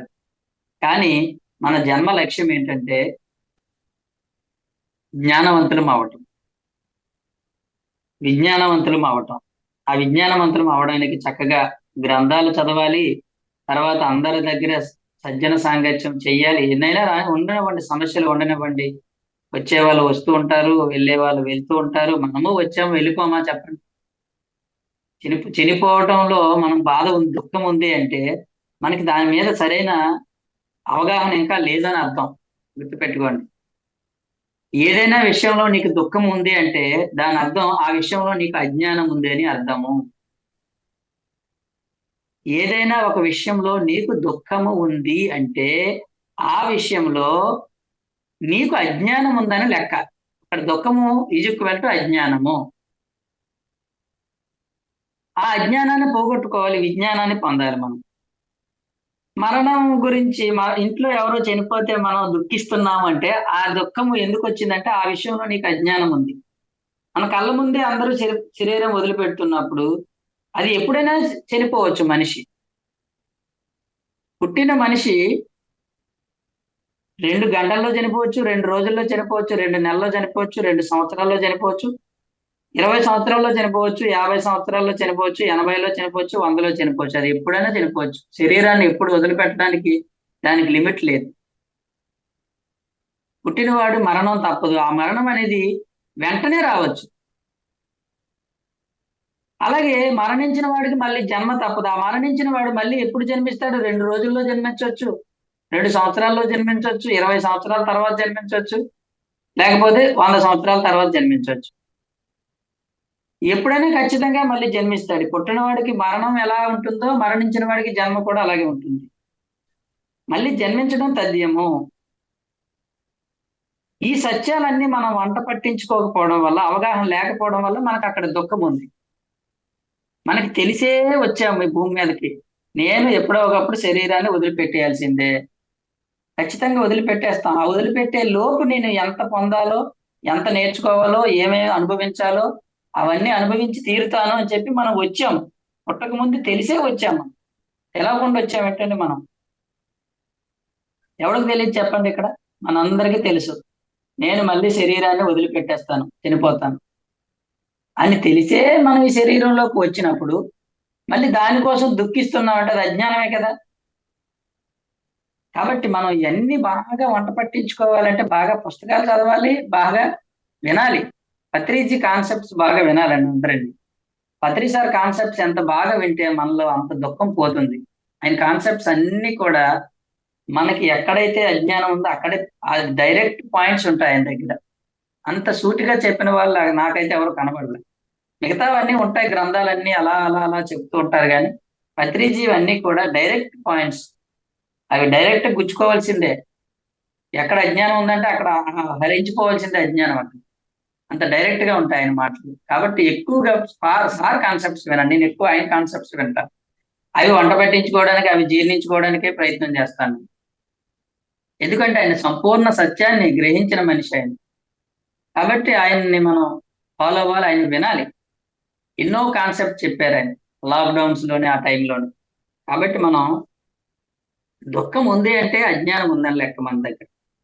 పిల్లలు లేరని దుఃఖం చెందుతున్నాం అంటే నీకు పిల్లల గురించి జ్ఞానం లేదు. పిల్లలు ప్రతి జన్మలోనే ఉండరు. ఒక జన్మలో ఉంటారు, ఒక జన్మలో ఉండరండి పిల్లలు. ఒక జన్మలో డబ్బు ఉంటుంది, ఇంకో జన్మలో డబ్బు ఉండదు. ఒక జన్మలో పెళ్లి అవుతుంది, ఇంకో జన్మలో పెళ్లి కాదు. ఒక జన్మలో పురుషుడిగా ఉంటాం, ఇంకో జన్మలో స్త్రీగా ఉంటాం. ఒక జన్మలో పిల్లలు ఉంటారు, ఇంకో జన్మలో పిల్లలు ఉండరు. ఒక జన్మలో ఒకడే పిల్లడు ఉంటాడు, ఇంకో జన్మలో 5గురు పిల్లలు ఉంటారు. ఒక జన్మలో 80 సంవత్సరాలకి శరీరం వదిలిపెడతాం, ఒక జన్మలో 8 సంవత్సరాలకి వదిలిపెట్టేస్తాం మనం. అనేక రకాల పరిస్థితుల్లోకి మనం వస్తాం. అంటే ఈ జన్మ, పునర్జన్మ, మరణము, పుట్టుక ఇవన్నీ మనకి సరైన జ్ఞానం లేకే మనకి దుఃఖం ఉంది. ఇంకా ఉందంటే కారణం దానికి ఇంకా లేదని అర్థం. అంటే మనం ఏం చేయాలి? నాకు దుఃఖం ఎలా పోతుందంటే నువ్వు దానికి ఆ విషయంలో జ్ఞానం పొందు. నాకు అన్ని బాగానే ఉంటాయి. ఇప్పుడు ప్రాపంచిక విషయాల్లో ఎవడో ఏదైనా తిడితే నాకు దుఃఖం కలిగింది అనుకోండి, అంటే అర్థం ఏంటి? ఈ ప్రాపంచికమైనటువంటి రిలేషన్స్ లో నాకు సరైన అవగాహన లేదు, జ్ఞానం లేదు. అప్పుడు నేను దాన్ని సరిగ్గా అర్థం చేసుకోవడానికి ప్రయత్నించాలి. ఓహో, ఇది సాధారణం. ఇది మనిషి అన్నాక ఎవడు ఏదో ఒకటి అంటూనే ఉంటాడు. వాడు అంటే అన్ని, వాడు అన్నంత మాత్రాన అది కాదు కదా. నేను నన్ను అర్థం చేసుకోకుండా ఏదైనా తిట్టాడు, నేను చాలా బాధపడ్డాను, దుఃఖం వచ్చింది నాకు. నన్ను అంటాడా? నేనేం అనలేదు. నేనేం అనకుండానే నన్ను దూషించారు వాళ్ళు, నా మీదకి వచ్చారు వాళ్ళు. అప్పుడు నేను ఎలా ఉండాలి? ఓకే, మనుషులు అలాగే ఉంటారు. వాడి మనో పరిస్థితి అలా ఉంది. వాడి మనో పరిస్థితి స్థితి అలా ఉంది కాబట్టి దాన్ని బట్టి వాడు ప్రవర్తించాడు. నా బట్టి కాదు ప్రవర్తించింది వాడు. వాడి మన పరిస్థితిని బట్టి వాడు ప్రవర్తించాడు. దానికి నేనెందుకు దుఃఖించాలి, బాధపడకూడదని దాని ఆ ఆ ఆ సందర్భం యొక్క జ్ఞానాన్ని నువ్వు కలిగి ఉండాలి. అలా కలిగి ఉంటే మనకి ఏ దుఃఖం ఉండదు. కాబట్టి మనకి ఏ పరిస్థితులకైతే దుఃఖం ఉందో ఆ పరిస్థితులకు సంబంధించిన జ్ఞానాన్ని కలిగి ఉండడమే మనం చేయాల్సిన పని. నీకు ఏ పరిస్థితికి దుఃఖం ఉంది, చావుకి దుఃఖం ఉంది అంటే నీకు చావు పుట్టుకల గురించి, వాటి గురించి, ఆత్మ గురించి ఇంకా బాగా తెలుసుకోవాలి. ప్రాపంచిక విషయాల్లో నీకు దుఃఖం ఉందంటే ఆ ప్రాపంచిక విషయాల్లో నువ్వు ఇంకా ఆ అవగాహన పొందలేదు. నిన్ను ఈ రోజు తిట్టేవాడే రేపు నువ్వు ఊరుకుంటే సైలెంట్ గా ఉంటే 10 రోజుల తర్వాత వచ్చి వాడికే అనుకుంటాడు అనవసరంగా తిట్టాను వీళ్ళని, అనవసరంగా దూషించాను, వచ్చి మనతో ఫ్రెండ్షిప్ చేస్తాడు. వాడు మన ఔన్నత్యాన్ని తెలుసుకుంటాడు. బా ఎంత గొప్పవాడు, నేను ఎంత తిట్టినా నన్ను ఏమీ అనలేదు. ఇంకొకడైతే నన్ను నా మీద కేసు పెట్టేసేవాడు. వీడు ఎంత గొప్పవాడు అనుకుంటాడు. నేను ఆవేశంలో, దుఃఖంలో, బాధలో తిట్టేశాను నేను అనుకుంటాడు కదా వాడు. అందుకని మనం సైలెంట్ గా ఉండడం నేర్చుకోవాలి. ఎదుటివారు ఎన్ని అన్నా మౌనంగా ఉండడం, కామ్గా ఉండడం నేర్చుకుంటే అదే నీకు ఔన్నత్యాన్ని తీసుకొస్తుంది. వాడు ఎందుకు తిట్టాడో నీకు తెలియదు, ఎందుకు ఈ పరిస్థితి వచ్చిందో తెలియదు, కానీ కామ్గా ఉండు. మౌనము అన్ని సమస్యల్ని పరిష్కరిస్తుంది. ఆ మౌనం అనేది గొప్ప విజ్ఞానం. మౌనంగా ఉండడం కూడా గొప్ప విజ్ఞానమే. మాట్లాడడమే విజ్ఞానం కాదు. తిట్టుకి ఇంకొక తిట్టు తోబుట్టు వగును అన్నాడు బుద్ధుడు. ఒకడు తిట్టాడు నిన్ను, నువ్వు తిరిగి తిట్టావు అనుకో, ఎన్నైనాయి? 2 అయినాయి. మళ్ళీ వాడు తిట్టకుండా ఉంటాడా? 3 అవుతాయి. మళ్ళీ నువ్వు తిడతావు 4. అంటే తిట్టుకి ఇంకొక తిట్టు తోబుట్టు అయ్యింది. వాడు తిట్టినప్పుడు నువ్వు సైలెంట్ గా ఉంటే అయిపోయింది కదా అక్కడితో. అంటే నువ్వేం చేసావు, దాన్ని డబల్ చేసావు నువ్వు. తిట్టుకి ఇంకొక తిట్టు తోబుట్టు వగును అన్నాడు. కాబట్టి ఎవరితోనే జగడాలు పెట్టుకోకు. ఎవడు ఏమన్నా కూడా కామ్గా ఉండు, సైలెంట్ గా ఉండు. లీవ్ ఇట్, మర్చిపో తర్వాత వాటిని. ఇవన్నీ మనకి ఈ ఆత్మ విజ్ఞానం వల్ల, గ్రంథాలు చదవడం వల్ల ఆటోమేటిక్ గా బుద్ధి జ్ఞానం. విజ్ఞానం అంటే బుద్ధి జ్ఞానం. ఆ బుద్ధి పుస్తకాలు చదవడం వల్ల బుద్ధి వస్తుంది, ఎలా మసలుకోవాలో తెలుస్తుంది, జ్ఞానం వస్తుంది. అంటే ఏంటి పరిస్థితులు, ఏంటి విషయ సంగ్రహణం కూడా తెలుస్తుంది, మనకి సత్యం తెలుస్తుంది. ప్లస్ బుద్ధి అంటే ఎలా మసలుకోవాలి, ఎక్కడ ఎలా ఉండకూడదు అన్నది కూడా వస్తుంది. పుస్తకాలు చదవడం వల్ల, గ్రంథాలు చదవడం వల్ల మనకి 2 వస్తాయి, బుద్ధి జ్ఞానం. ఆ బుద్ధి జ్ఞానం అనేది మనిషికి చాలా చాలా అవే మనులు. మనిషికి బుద్ధి జ్ఞానంతో ఉన్నవాడు అవే మని. అంతకంటే గొప్ప మని ఏంటి చెప్పండి? పెళ్లి కుదిరింది అనుకోండి, ఎంత బుద్ధిమంతుడు అంటారు. వాడి బుద్ధిని చూస్తారు. నువ్వు ముఖాన్ని చూసి ఇచ్చావనుకో, తర్వాత నువ్వు చాలా ఇబ్బందులు పడతావు. కొంచెం లోపలికి వెళ్ళి వాడి గురించి నువ్వు వాకప్ చేసే, మంచివాడైనా ఎలాంటి వాడు అంటే చాలా బుద్ధిమంతుడు అయ్యేవాడు, వాడు ఎవరితోని గొడవలు ఏం పడ్డు, చాలా మంచివాడు, బుద్ధిమంతుడు వాడు అంటారు. బుద్ధి జ్ఞానానికి అంత విలువ ఉంది, అర్థమైందండి? కాబట్టి మనం బుద్ధి జ్ఞానాన్ని పొందాలి. ఆ బుద్ధి జ్ఞానం వచ్చేది విశేషంగా స్వాధ్యాయం వల్ల. కనుక బాగా పుస్తకాలు చదివి మన విజ్ఞానమయ కోశాన్ని పుష్టిగా, పరిపుష్టిగా మార్చుకుంటే అదే నీకు మణి. ఆ మనులు లాంటి మాటలు నీ నోట్లోంచి వస్తాయి. అప్పుడు నువ్వు అందరినీ ఆకర్షించబడతావు. అందరికీ కావాలి నువ్వు. అందరూ నీ దగ్గరికి చేరుతారు. నువ్వు క్లాస్ చెప్తుంటే ఎగబడి వస్తారు అందరిని. ఎందుకంటే నీ లోపల అంత జ్ఞానం ఉంది, అంత విజ్ఞానం ఉంది. ఏ పనికిరాని మాటలు చెప్తుంటే ఎవడొస్తాడు? ఒకసారి వస్తారు, రెండో రోజు ఎవడో రాడు. కానీ పనికొచ్చే విజ్ఞానవంతమైన మాటలు చెప్తూ ఉంటే మనకి ఎక్కడి నుంచి వచ్చింది? PSSM లో ఇంతమంది, ఒకప్పుడు ఎవడు వీళ్ళు అనామకులు అంతా అందరమే, ఎవడో తెలియదు. కానీ ఇప్పుడు మనం పుస్తకాలు చదివి, ధ్యానం చేసి, సజ్జన సాంగత్యం చేసి క్లాసులు చెప్తుంటే మనకి ఎంత విలువ వస్తుంది. ఎంతమంది మనల్ని గ్రేట్ మాస్టర్స్ అంటే మీరు చాలా బాగా చెప్పారండి అని చెప్పి మనల్ని అలా ఎలా పొగడగలుగుతున్నారు? ఏం చూసి? మన విజ్ఞానాన్ని చూసి. కాబట్టి అందరూ విజ్ఞానాన్ని పొందండి, విజ్ఞానం పెంపొందించుకోండి. పుస్తకాలు బాగా చదువుతాము, గ్రంథాలను బాగా చదువుతాం. ధ్యాన జగత్ మ్యాగజైన్ ఉంది. ఆ ధ్యాన జగత్ మ్యాగజైన్లో ఎంత విజ్ఞానమో వస్తుంది ప్రతి నెల. చదివి అందరికీ పంచుదామని. చాలా ఇంపార్టెంట్ బుక్స్ అయ్యి. అలాగే ప్రతి గ్రంథాన్ని, ప్రతి సద్గ్రంథాన్ని చదువుతూ మన విజ్ఞానాన్ని పెంపొందించుకుంటూ పై లోకాల్లో ఉన్న మాస్టర్ల దగ్గర తిట్లు తినకుండా ఉందాం అండి. Thank you very much. ఈ రోజు ఈ అవకాశం ఇచ్చినందుకు. ఈ రోజు విజ్ఞానమయ కోశాన్ని గురించి నాకు తెలిసిన విషయాలు ఎంతకంటే ఏమి ఇంకా ఉంటుంది. నాకు ఈ మాత్రం తెలుసు కాబట్టి నాకున్న తెలిసిన విషయాలు నేను ఎక్స్పోజ్ చేశాను. Thank you sir. Thank you very much Kranti garu. Thank you sir. Sir నా క్లాస్ చాలా చక్కగా ఉంది సార్. నాకు 2 ప్రశ్నలు ఉన్నాయండి. అడగొచ్చా? చెప్పండి సార్. అడగండి అడగండి. మీరు ఒక జన్మకి మరొక జన్మకి మధ్య అంతరం కూడా ఉండొచ్చు అని చెప్పారు. ఆత్మ ఈ శరీరాన్ని విడిచిపెట్టినప్పుడు మరో శరీరంలోకి ప్రవేశించే ముందు టైం తీసుకోవచ్చు లేదా తీసుకోపోవచ్చు కూడా. Yes sir. అంతవరకు ఆత్మ ఎక్కడ ఉంటుంది సార్? ఎక్కడ ఉంటుంది? ఆత్మలోకాల్లో ఉంటుంది.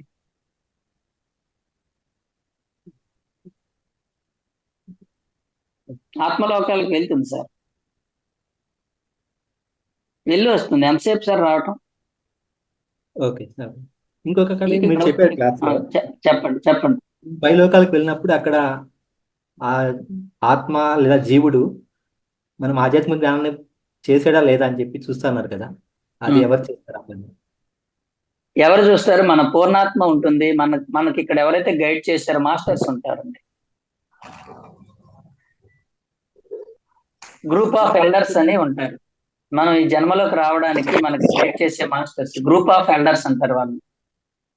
గ్రూప్ ఆఫ్ ఎల్డర్స్ ఏం చేస్తారంటే మనల్ని రెడీ చేసి పంపుతారు అందరిని. నువ్వు ఇలా చెయ్యి అలా చెయ్యని. ఆ గ్రూప్ ఆఫ్ ఎల్డర్స్ మనల్ని దీన్ని ఏమంటారంటే కారణలోకాల్లో జరుగుతుంది. దీనికి కూడా ప్రాసెస్ ఉంది. సూక్ష్మలోకాలు, కారణలోకంలోకి వెళ్ళినప్పుడు జరుగుతుంది. కారణలోకాల్లోకి వెళ్ళినప్పుడు నువ్వు ఏ కారణంతో వెళ్ళావు, ఎంత పూర్తి చేసావు, ఎంత పూర్తి చేయలేదని సంభాషణ జరుగుతుంది అక్కడ, డిస్కషన్. కారణలోకాలు, కారణ శరీరంతో కారణలోకాల్లోకి వెళ్ళినప్పుడు ఇది జరుగుతుంది. మనం మహాకారణలోకాల నుంచి కారణలోకాల్లోకి వచ్చాము. కారణలోకాల నుంచి సూక్ష్మ లోకాల్లోకి వచ్చాము. సూక్ష్మ లోకాల నుంచి భౌతిక లోకంలోకి వస్తాం. ఒక్కొక్క లోకంలో ఒక్కొక్క తొడుగుని తీసుకొని వస్తాం. కారణలోకాల్లో కారణ శరీరాన్ని తొడుక్కొని, సూక్ష్మ లోకాల్లో సూక్ష్మ శరీరాన్ని తొడుక్కొని, భౌతిక లోకంలో భౌతిక శరీరాన్ని ధరించి ఇక్కడికి వస్తాం. వెళ్ళినప్పుడు కూడా భౌతిక శరీరాన్ని భౌతిక లోకంలో వదిలేసి సూక్ష్మ లోకంలో సూక్ష్మ శరీరంతో కొంతకాలం ఉంది. అక్కడి నుంచి కారణలోకాల్లోకి వెళ్ళినప్పుడు మనం విశ్లేషించుకుంటాం. ఏ కారణంతో వెళ్ళాము, ఏం చేసాము, ఏం చేయలేదు. ఆ విశ్లేషణలో మాస్టర్స్ ఉంటారు. మనం గైడ్ చేసే మాస్టర్స్. ఆ మాస్టర్స్ తో డిస్కషన్ ఉంటుంది. తిట్టేవాడు లేకపోతే ఎదిగేది ఎక్కడ ఉంటుంది? టీచర్ నువ్వు మనం ఏం చేసినా తిట్టకపోతే ఆ స్టూడెంట్ ఇష్టం వచ్చినట్టు తయారవుతాడు. వాడికి భయం ఉంటుంది. ఆ భయం వల్లే వాడు చదువుతాడు. వాడు మా సార్ తిడతాడు నన్ను చదవకపోతే. అలాగే పైన మాస్టర్లు మనల్ని ఏమి మందలించలేదు అనుకోండి, మనం ఇష్టం వచ్చి మనకి ఎదురు ఉండదు, బొదుగు ఉండదు. పైన మాస్టర్లు మందలించి ఏం చేయడానికి వెళ్ళావు, ఏం చేసేవారు నువ్వు, ఇదే నువ్వు చేసేది, ఇంత విలువైన జన్మని ఇలా పాడు చేస్తుంటే నెక్స్ట్ జన్మకి మనం ప్రేరేపించబడతాం. అయ్యో నెక్స్ట్ జన్మనైనా మనం వృధా చేసుకోకూడదు అనే ప్రేరణ నీలోకి వచ్చి నెక్స్ట్ జన్మకు తహతహలాడుతావు జ్ఞానం కోసం. కాబట్టి ఇవన్నీ ఇక్కడ యాజ్ బిలో సో అబౌవ్ అన్న, కింద ఎలా ఉంటుందో పైన అలాగే ఉంటుంది. కింద ఎలాగైతే ఇవన్నీ ఉంటాయో స్కూలు, టీచర్లు ఇలా ఉంటారు, పైలోకంలో కూడా అంతే. మనల్ని గైడ్ చేసేవాళ్ళు, టీచ్ చేసేవాళ్ళు ఉంటారు. Yes sir. Thank you sir. Suresh garu. శుభోదయం మాస్టర్స్ అందరికి. అది ఒక చిన్న సందేహం అండి. ఇప్పుడు మౌనము అన్నిటికీ పరిష్కారాలు అన్నారు. అట్లనే అందులో బుద్ధి ఎలా మసులుకోవాలంటే, మీరు ఇప్పుడు కొన్ని మనం ఏం చేస్తామంటే ఈ సద్గ్రంథంతో, ఈ పఠనంతో ఇవన్నీ నాలెడ్జ్ వస్తుంది. ఎంత నాలెడ్జ్ వచ్చినా వ్యావహారికంలో వచ్చినప్పుడు మన మనసు అనేది కొన్నిటికి తొందరగా రియాక్ట్ అవుతుంది. కోపం కానీ ఇంకా వేరే కానీ వచ్చేస్తుంది. అలా రాకుండా ఉండడానికి ఏం చేయాలి? మనం బుక్స్ చదువుతున్న కొద్దీ మళ్ళీ కొంచెం కొంచెం మార్పు వస్తుంది సార్. ఒకేసారి అంతా వచ్చేది కదా. ఓకేనండి. ఓకే. మన గ్రంథ పఠనం చేస్తున్న కొద్దీ, చదువుతున్న కొద్దీ మనలో, మన బుద్ధిలో మార్పు వస్తుంది కొద్ది కొద్ది కొద్ది కొద్ది. అయినా కూడా మనలో బుద్ధి రహితం అనేది ఎప్పుడు ఉంటుంది. కాస్త ఒక దాంట్లో వస్తుంది, ఇంకొక దాంట్లో రాదు. ఆ దాంట్లో మళ్ళీ ఇంప్రూవ్ అవుతూ ఉంటుంది. ఓకేనండి. ఆహారంలో మార్పు వచ్చింది, తినడంలో, కానీ వ్యవహారంలో ఇంకా మార్పు రాలా. చాలా అదే వ్యవహారంలో కూడా కొన్ని చోట్ల వచ్చింది, కొన్ని చోట్ల రాలేదు. ఇంట్లో బాగానే ఉంది, బయటకు వచ్చేసరికి ఇంకా బాగలేదు. ఇవన్నీ నెమ్మది నెమ్మది, అది మనం గ్రహించగలిగితే నెమ్మది నెమ్మదిగా మార్పు వస్తాయి. ఒకేసారి వచ్చి పడిపోగలరు సార్ వాళ్ళు. మీరు అన్నది కరెక్ట్, ఒకేసారి రావు, నిదానంగా అన్ని వస్తాయి. నిదానంగా కూడా వచ్చిన ఒక్కొక్కసారి మనసు అనేది చంచలమైపోయి అది కోపం రావడం ఏదో సంథింగ్ జరుగుతుంది. అది ఉంటుంది సార్, నో ప్రాబ్లం. చిన్న ఓకే చిన్న అనేది పొరపాట్లు లేకపోతే ఏముంటుంది, పొరపాట్లు అనేది సహజం. పొరపాట్లు ఉన్నాయని గ్రహించి దాన్ని సరిదిద్దుకోవడమే మనం చేసే పని. ఓకే. ఇంకో చిన్న సందేహం సార్, ధ్యానంలో కూర్చున్నప్పుడు ఆటోమేటిక్ గా గట్టిగా అయిపోయి ఇది వేడి బాగా జనరేట్ అవుతుంది. ఓకే. దాంతో ఏకాగ్రత అనేది తప్పుతుంది. దానికి ఏం చేయాలి దీనికి? వాటర్ తాగుతున్నారా మీరు? ధ్యానంలో కూర్చొనే ముందు వాటర్ తాగుతారు, తాగండి అంతే. వేడి జనరేట్ అవడం సహజం సార్. వేడి అంటే ఎనర్జీ వల్ల వేడి వస్తుంది బాడీలో. దాంతో ఏమైతుందంటే ఏకాగ్రత అనేది కొంచెం డిస్టర్బ్ అవుతుంది అన్నట్ల. No problem. ఆలోచన రహిత స్థితి నుంచి కొంచెం మళ్ళా బయటకు వచ్చేస్తుంది. అది నో ప్రాబ్లం సార్, రానివ్వండి, ఏమవుతుంది. మన ప్రయత్నం మనం చేస్తాము, నేచర్ ఎలా ఇస్తే అలా చేసుకుంటాం అంతే. ఆలోచన రహిత స్థితిలో ఉన్నంతసేపు ఉంటాము, ఆలోచనలు వచ్చేస్తున్నాయి, ఏం చేస్తాం? ఓకే, నో ప్రాబ్లం, రానివ్వండి. ఆలోచనలు వస్తే రాని, వాటి గురించి ఆలోచించకండి. ఆలోచనలు వచ్చినా కూడా అలా మనం కళ్ళు మూసుకొని కూర్చుంటాం అంతే. ఆలోచనలే ఉన్నామండి, ఏమవుతుంది సార్? వస్తున్నాయంటే పోతున్నాయని అర్థం, గుర్తుపెట్టుకోండి సార్. మీకు ఆలోచనలు వస్తున్నాయంటే అవి బయటికి పోవడానికి వస్తున్నాయి. ఫ్రీ అవుతుంది, మైండ్ ఫ్రీ అవుతుంది. Yes sir, yes sir. నమస్తే. నమస్తే సార్. నమస్తే అండి. నమస్కారం అండి. నమస్తే. మా తమ్ముడు పోయి సుమారు 6 సంవత్సరాల పైన అయిందండి. మా అమ్మ అంటూ ఉంటుంది, కాకిలోనే ఉన్నాడు తమ్ముడు, ఇల్లు వదిలిపెట్టలేదు, ఇప్పుడు ఉడతలోకి మారేడుగా ఉడతొచ్చింది చూడు అంటది. ఎంతవరకు నిజమండి అది? ఏంటండి, వినబడలేదు సరిగ్గా. మా తమ్ముడు పోయి 6 సంవత్సరాలు అయ్యిందండి, క్యాన్సర్ వల్ల పోయారు. ఆయనేమో పోయి బతికుండగా అమ్మ అని పిలిచేవాడు కదండి. ఆయన శరీరంతో ఉన్నాళ్ళు అమ్మ అని పిలిచాడు, అమ్మకు విలువ ఇవ్వలేదండి. శరీరం వదిలిపెట్టాక ఒకసారి మా అమ్మ ఒంటి మీదకి వచ్చి నేను తప్పు చేశాను, నేను అమ్మాని విలువలేకపోయాను, బతికుండగా నీ గురించి తెలుసుకోకపోయాను, ఆవిడ నోట ఒకటే కొన్ని వాక్యాలు వచ్చాయి. మా అమ్మ అంటూ ఉంటదండి, కాకి రూపంలో ఉన్నాడు మొన్నటి వరకు, ఈ 4 సంవత్సరాలు, ఈ సంవత్సరం ఉడత రూపంలో మారాడు, ఉడత రూపంలో ఉన్నాడు అంటూ ఉంటుందండి మా అమ్మ. అక్కడ ఉడత రోజు తులసి మొక్క దగ్గరకు వచ్చి ఏదో ఒకటి పెడతారండి, తింటూ ఉంటుంది. మా అమ్మ ఏదైనా, మా నాన్న ఏదైనా తింటాడు, పరిగెత్తుకుంటా వచ్చేస్తుందండి, ఉడతైనా కాకి అయినా. అది ఎంతవరకు నిజం? అది వాళ్ళ భావన అండి. వాళ్ళ భావనను మనం తప్పు పట్టడం, వాళ్ళు ఆ విధంగా సంతృప్తి చెందడంలో తప్పేం లేదు. కానీ అది రాంగ్ అండి. అంటే నాకైతే కొంచెం నవ్వుగా ఉంటుంది. నేను అడుగుతాను, ఉడత రూపం నీకు ఎలా తెలుసు? తెర వెనక మనకు తెలియదు కదమ్మా అంటాను నేను. వాళ్ళని ఖండించాల్సిన అవసరం లేదు, వాళ్ళు సంతృప్తి చెందనివ్వండి. ఇప్పుడు ఒక విషయంలో సంతృప్తి చెందుతున్నప్పుడు మనం వాళ్ళని కానీ అది రాంగ్. అది మామూలుగా వచ్చి అస్తమాను కావమని పిలుస్తూనే ఉంటుందండి. మా అమ్మ ధ్యానం చేస్తుందండి, ఇలాగే ధ్యానం చేస్తుంది, గంటలు కూర్చుండిపోతుంది. ధ్యానం లెగమని చెప్పి కూడా పిలుస్తుందండి, ధ్యానం చేయడానికి కూర్చోమని కూడా అదే పిలుస్తుందండి. ఎంతవరకు నిజం అది నాకు కొంచెం డౌట్ వచ్చాడు. ఎప్పుడైనా అలా రావచ్చు మేడం. ఎప్పుడైనా వాళ్ళు చూడడానికి నిజానికి పైలోకానికి, ఆత్మలోకాలకు వెళ్ళిన తర్వాత ఏ ఆత్మకి ఇక్కడ ఏమి అటాచ్మెంట్స్ ఉండవు, వాళ్ళకి ఆ భావాలు ఉండవు. ఎందుకంటే మనసు అనేది ఎప్పుడైతే పోతుందో, మనసు పోయినప్పుడు ఆ సంబంధ బాంధవ్యాలు అనేవి కూడా ఆటోమేటిక్ గా వ్యానిష్ అయిపోతాయి. ఇప్పుడు వాళ్ళ పెరుకులోకి వచ్చినప్పుడు ఎప్పుడైనా రావాలంటే వస్తారు అంతే తప్ప అంటే నేను చెప్పినట్టే ఉండవు. అనేక రకాలుగా ఉంటాయి పరిస్థితులు. మనం ఇలా చెప్పినట్టు అలాగే ఉండవు, అలాగే జరుగుతాయని లేదు. రకరకాల పరిస్థితుల్లో ఉండొచ్చు. అదే శరీరంతో బతికున్నప్పుడు తల్లిదండ్రులతో మాట ఉండదు, మంతి ఉండదు. శరీరం వదిలిపెట్టిన తర్వాత నువ్వు ఎవరో నేను తెలుసుకోలేకపోయినామా అని ఒకసారి వచ్చి బాధపడిందండి ఆ ఆత్మ వచ్చి మా అమ్మ శరీరం మీద. కరెక్ట్. నేనే కరెక్ట్ అండి. విన్నాను. ఎవరెవరా నువ్వు అని అడిగితే నేను అక్క అక్క అక్క నిన్ను గురించి కూడా తెలుసుకోలేకపోయానక్క, అమ్మను కూడా నేను ఓకే, అర్థం చేసుకోలేకపోయానక్క అన్నాడు. ఎంతవరకు నిజం? అది నిజమే అంటారా? కరెక్ట్, ఎగ్జాక్ట్లీ కరెక్ట్ అండి. నేను అమ్మని కరెక్ట్ ఏదో అండి. బాగుంటుంది, బతికుండగా అమ్మ అని పిలవలేకపోయాను అని బాధపడుతుందండి. అసలు అప్పుడప్పుడు ఆ ఆత్మ వచ్చి నా దగ్గర, నాతోటే మా అమ్మ మా ఇంటికి వచ్చినప్పుడల్లా నేనేదో అమ్మతో ఏదో ప్రేమగా ఏదో మాట్లాడుతుంటే దీని సాంగత్యం గురించో లేకపోతే భోజనాల గురించి ఏది చెప్పుకుంటే నేను బ్రతికుండగా చేయలేకపోయాను కదక్క ఇవన్నీ అంటాడు. ఒకసారి తీర్థయాత్రకి వెళ్తే కాశీ వెళ్ళామండి.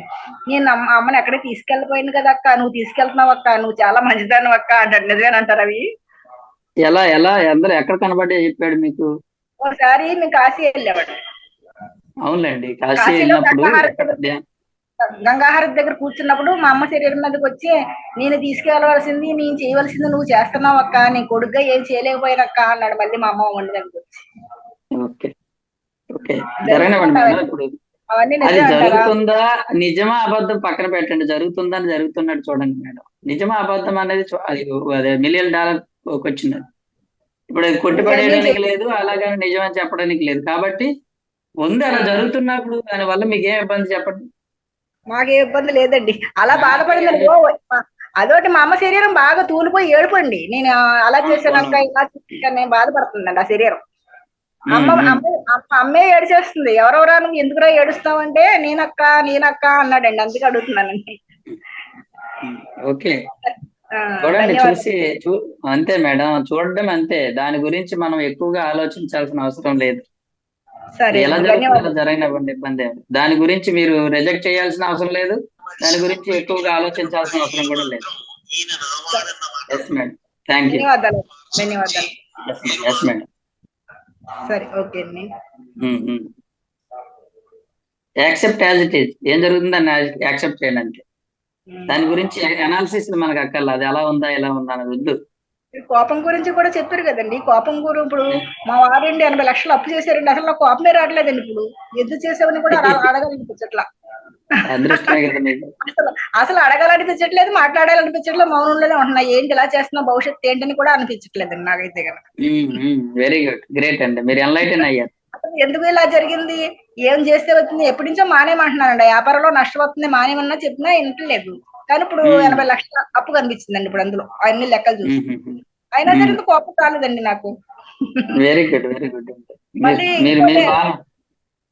ఇంకోటి ఏంటంటే నేను ఎవరితోటి వాదించాలనుకోవట్లేదు. అసలు ఈ వాదంతో బతకాలని నేను అనుకోవట్లేదు. మనం తినేది ఒక పూట మెతుకుల కోసం ఇంత తాపత్రయం మనకి ఎందుకు? ఇప్పుడైనా పిల్లలు తీర్చుకుంటాం అన్నారు, మా పిల్లలు తీర్చుకుంటాం అన్నారు అప్పులండి.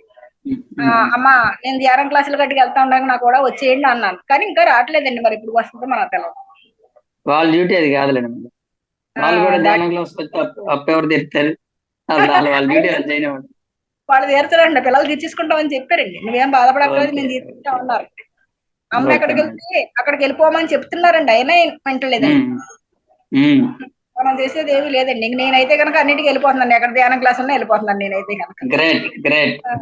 ఇంకా ఎక్కడ గుళ్ళు గోపురాల్లో మన సాంగత్యాలు బోళ్ళని ఉంటాయి కదండి, ఎక్కడ పడితే అక్కడికి ఖాళీ లేకుండా వెళ్ళిపోతున్నాను నేనైతే కనుక. ధన్యవాదాలు. Very good, you are enlightened. నేనైతే దేనికి బాధపడదలుచుకోలేదండి. ఎందుకు ఇంకెలా మనం దేనికి వచ్చామో, మనం ఏం నేర్చుకోవాలనుకున్నామో ఇంకా దాని గురించి వదిలేసాను. భక్తికైతే లోటు లేదు, ఇల్లు లేదు కానండి. భక్తికి ఏమీ లోటు లేదు. ఇల్లు లేదు కానండి, భక్తికి మాత్రం లోటు లేదండి. మేడం మీకే కాదండి, జంతువులకి లేవు, పక్షులకి ఇల్లు లేవు, మాకు లేదు, ఏదో అద్దెల్లో ఉంటాం. అదేలేండి. ఇంకా నీకు అసంతృప్తి అనేది లేదండి, అంత సంతృప్తిగానే ఉన్నా. కట్టుకున్నవాడికి ఒకటే ఇల్లు, అద్దెకున్నవాడికి 60 ఇల్లు. నాకైతే ఇంకా అసంతృప్తి అనేది రావట్లేదండి, కోపము రావట్లేదు ఎవరి మీద.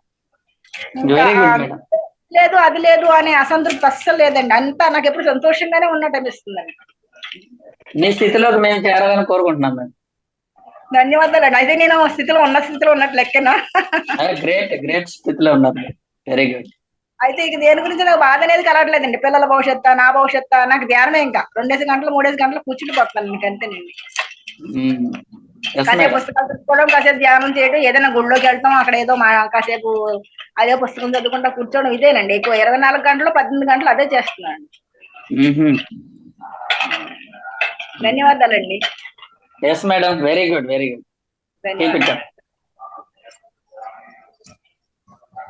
శంకర్ సార్ మాట్లాడతారండి? Balashankar sir hello sir. Sir మాట్లాడండి. నమస్తే. నమస్తే సార్. సార్ జ్ఞాని ధ్యానికి డిఫరెన్స్ ఏం సార్? సార్ ఏంటి సార్? జ్ఞానికి ధ్యానికి డిఫరెన్స్ ఈ రెండు ఒకటే సార్. రెండు ఒకటేనా సార్? ఫస్ట్ జ్ఞాని అయి ధ్యాని అవుతాడా, ధ్యాని అయి జ్ఞాని అవుతాడా సార్? ధ్యాని అవ్వకపోయినా జ్ఞానం ఉన్న వాళ్ళు ఉన్నారు. అవుతారా? జ్ఞానాన్ని పొందడానికి ధ్యానమే చేయక్కర్లేదు. అవును వాడు గత జన్మలో ధ్యానం చేసేవాడికి ఈ జన్మలో జ్ఞానం ఆటోమేటిక్ గా ఉంటుంది. అవును. అవునా సార్? కాబట్టి ధ్యానే జ్ఞాని జ్ఞానే. జ్ఞానం అంటే అట్లాగా సార్. ఇప్పుడు జ్ఞానం అనేది ఒకవేళ ధ్యానం రాకపోయినా కూడా జ్ఞానవంతుడు కావచ్చు కదా? అవచ్చు, అదే అంటున్నాను. ప్రతి మనిషికి ఎంతో అంత జ్ఞానం ఉంటుంది. జ్ఞానం అంటే ఏంటి? ఏదో ఒక సత్యం, ఏదో ఒక సత్యం. సత్యంలో ఉంటాడు. ఒకడు ఉంటాడు ఏ ధ్యానము చేయడు, కానీ ఇంట్లో చావు వచ్చినా వాడికి ఏ దుఃఖం ఉండదు. అంటే వాడికి అందరూ చనిపోతుంటే దానికి ఎందుకు బాధపడాలనుకుంటా. వాడు ఏ ధ్యానం లేదు, కానీ వాడు ఏ గ్రంథాలు చదవలేదు, కానీ వాడు సహజంగానే ఆ ఉంటాడు. వాడికి జ్ఞానం ఉన్నట్ట లేనట్టు చెప్పండి. జ్ఞానం ఉన్నట్లే. జ్ఞాని అయిన వాడు ధ్యానితో సమానం అన్నమాట. అంతే. ధ్యానము ధ్యానమే, జ్ఞానము జ్ఞానమే. జ్ఞానం. ఓకేనండి. Okay sir. ధ్యానం ధ్యానమే, జ్ఞానము జ్ఞానమే. జ్ఞానం అనేది ఎవరికైనా ఉండొచ్చు, ఏ కోశాలైనా ఉండొచ్చు, ఏ విధంగానైనా ఉండొచ్చు. అనేక రకాల జ్ఞానం అనేది అనంతం కదా. అనంత అవును సార్. విషయాల్లో ఏదో ఒక విషయంలో ఒక్కొక్కడికి ఉంటుంది జ్ఞానం. కొంతమంది ఉంటారు ఏం వచ్చినా కూడా టేక్ ఇట్ ఈజీగా తీసుకుంటారు, ఏం నో ప్రాబ్లం అంటాడు. చూడండి, వాడు ఏ ధ్యానం లేదు, కానీ వాడికి జ్ఞానం ఉన్నట్టే కదా. జ్ఞానం ఉన్నట్లే సార్. అలాగనమాట సార్. Thank you sir. కాబట్టి ధ్యానం ధ్యానమే, జ్ఞానం జ్ఞానమే. ఆ రెండు మనకు ఉన్నాయి, ఇంకా గొప్ప మనం. అవును సార్, కరెక్ట్ సార్. జ్ఞానం ఉంది, జ్ఞానం ఉంది మన దగ్గర. మేము ఇప్పుడు ఎంటర్ అయినాం కాబట్టి మాకు కొద్దిగా వెరీ గుడ్ సార్. సరే, thank you sir. Thank you sir. Sir sir నమస్తే సార్. నాకు సార్. చిన్న డౌట్ ఉంది. అయ్యి అడగండి, ఈ రోజు డౌట్లే ఎక్కువ ఉన్నాయి, చెప్పండి సార్. సార్ అంటే ధ్యానం చేసే ముందు ఈ ప్రాణాయామం కానీ ఈ కొంచెం వ్యాయామం కానీ కంపల్సరీగా చేయాలా, లేదా అంటే స్టార్టింగ్ 5 o'clock కూర్చున్నప్పుడు ధ్యానంలోకి డైరెక్ట్ గా వెళ్ళొచ్చా? కంపల్సరీ ఏం లేదు సార్. యోగా అవి అలవాటు ఉన్న వాళ్ళు చేసుకోవచ్చు. అంటే ధ్యానం చేసిన తర్వాత అయినా అంటే చేసుకోవచ్చు సార్, ఎప్పుడైనా చేయొచ్చు. ధ్యానానికి నియమ నిబంధనలు అంటూ ఏమీ లేవు సార్. నిజానికి ధ్యానం అన్న ప్రాణాయామమే కదా. ఇప్పుడు ధ్యానం అంటే ఏం చేస్తాము? సున్నితమైన శ్వాసను, ఇప్పుడు శ్వాసను బలవంతంగా తీయం కానీ సున్నితంగా తీస్తాం కదా. సుఖమయ ప్రాణాయామమే కదా మనం చేసేది కూడా. ధ్యానం అంటే ఏంటి? సుఖమయ ప్రాణాయామం. శ్వాసను సున్నితంగా తీసుకోవడం, సున్నితంగా వదలడం, అదే కదా మనం చేసేది. ఇది కూడా ప్రాణాయామం. స్టార్టింగ్ లో కొంచెం ప్రాణాయామం తీసుకోవచ్చు, చేయొచ్చు. అంటే ధ్యాస కుదరడం కోసం ప్రాణాయామం చేసుకోవచ్చండి. ఏముంది? అలాగే కంపల్సరీ మనం డైరెక్ట్ ధ్యానంలో కంపల్సరీ కాదు sir. Okay, thank you sir. ధన్యవాదాలు. Thank you. Yes sir. Sir ఇంకెవరన్నా మాట్లాడతారండి సార్ తోటే? మీ అనుభవాలు పంచుకోవచ్చు.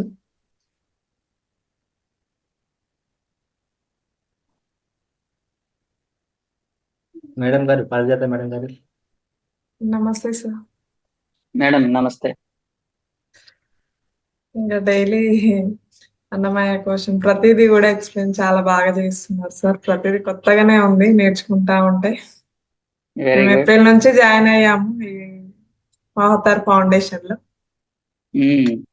ప్రతిరోజు ఒక కొత్త విషయం తెలుస్తూనే ఉంది, ఇంకా నేర్చుకునేది చాలా ఉందనేసి అర్థమవుతుంది సార్. చాలా బాగుంది సార్ క్లాస్ అయితే. ఇంకొంచెం సబ్జెక్ట్ కొంచెం డీప్ గా ఉంటే బాగుండేదేమో అనిపించింది. మీకు ఏ సబ్జెక్ట్ కావాలండి? ఇందులోనే ఫస్ట్ డే కొంచెం ఫస్ట్ డేది కొంచెం క్లాస్ తక్కువ అనిపించింది సార్. రెండు ఒకే రోజు చెప్పారు కదా. అన్నమయ్య కోసం, నెక్స్ట్ ప్రాణమయ కోసం. అది ఇవి ఏమో నాకు కొంచెం తక్కువే తెలుస్తుందేమో అనిపిస్తుంది మరి. అవునా? ఇంకొంచెం ఎక్కువ చెప్పాలా? అదే అనిపించింది నాకైతే. అలా అయితే 7 శరీరాలు ఒకే రోజు చెప్పేయాలి మనం. అంతేనా? Okay sir. తెలుసుకుందాం మేడం, నిదానంగా అన్ని నేర్చుకోవచ్చు. ఉమ్. Thank you sir. నిదానమే ప్రధానం. అవునా? Okay sir. Yes madam. Okay sir. రోజుకు ఒక కాన్సెప్ట్ తెలుసుకుంటే అది కొంచెం ఎక్కువ గుర్తుంటుంది. ఒకేసారి 4 కాన్సెప్ట్ లేదు సార్, నేను అనేది ఏంటంటే సరే ఒకటి చెప్తున్నారు ఇప్పుడు మనమయ కోసం విజ్ఞానమయ కోసం అలా చెప్తున్నారు కదా డే 1 సబ్జెక్ట్ కొంచెం తక్కువ వస్తుందేమో అనిపిస్తుంది నాకు. ఆ బాడీ గురించా? ఆ అంతకంటే ఎక్కువ అవసరం లేదు మేడం. ఆ బాడీ గురించి తెలుసుకోవడానికి అంతకంటే ఎక్కువ ఏం అవసరం ఉందని చెప్పి అన్నమయ్య కోసం ఉంది. శరీరం గురించి తెలుసుకోవాల్సిన తెలుసుకుంటాం మనం, అంతే. బేసిక్ కాన్సెప్ట్ నేర్చుకుంటాం మనం. అంటే దాని ఇప్పుడు గురించి మరి మనము ఆ బాడీలో ఇప్పుడు బాడీస్ గురించి తెలుసుకుంటున్నాం కదా సార్, ఇప్పుడు దాని రిలేటెడ్ గా మనం ధ్యానం చేస్తే అందులో ఉంటున్నాం అనేసి అర్థం చేసుకోవాలా, ఎలా అర్థం చేసుకోవాలి సార్? ధ్యానం చేస్తే ఇప్పుడు మనోమయ కోసం ఇవి జస్ట్ తెలుసుకోవడం వరకేనా మనము? అంతే అంతే. ఓకే. అంతే అండి. ఇంకొకటి ఏంటంటే మనం ఇది అంటే మెయిన్ కాన్సెప్ట్ తెలుసుకుంటాం మనం. అసలు ఏంటది, అసలు అది ఏంటది, దానికి మనం ఏ విధంగా దానికి మనం పోషణ అందించాలి, అంతే ఆ కాన్సెప్ట్. కానీ ఇంటర్ రిలేటెడ్ గా ప్రతి బాడీకి ప్రతి దాంతోనే సంబంధం ఉంటుంది. నిద్రకి యాక్చువల్ నిద్ర అనేది ప్రాణమయ కోశానికి సంబంధించి, కానీ శరీరానికి కూడా రిలేషన్ ఉంటుంది కదా. నిద్రపోయిన తర్వాత శరీరం కూడా రిలాక్స్ అయిపోతుంది. మనం ఏంటంటే అంత విషయాల్ని మనం ఓన్ గా అర్థం చేసుకోవచ్చు, కానీ మెయిన్ బేసిక్ అసలు అసలు బాడీ అంటే ఏంటి, అది ఎందుకు ఉంది, దాని యొక్క ఏంటి, దాని ప్రక్రియ ఏంటి, అది ఎలా వర్క్ చేస్తుంది అన్నది మనం చెప్తున్నాం. అదే మేడం. తర్వాత అన్ని తెలుసుకోవచ్చు మనం. ఇంకా చాలా విషయాలు ఉంటాయి వాటి గురించి. విజ్ఞానం పొందడమే మన లక్ష్యము. ఎలా పొందుతాము? బుక్స్ చదవటం వల్ల. దానివల్ల ఎన్నో లాభాలు ఉంటాయి కదా. కాబట్టి మనం ఏం చెప్తామంటే నువ్వు బుక్స్ చదువు అని చెప్పడం కోసం విజ్ఞానమయ కోసం గురించి చెప్తాం మనం.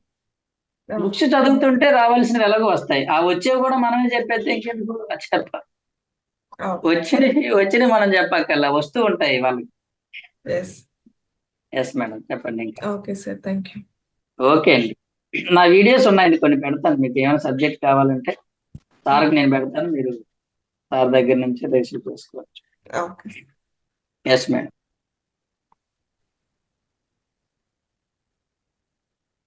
ఇంకెవరైనా మాట్లాడతారండి సార్ తోటి? సాయి పవన్.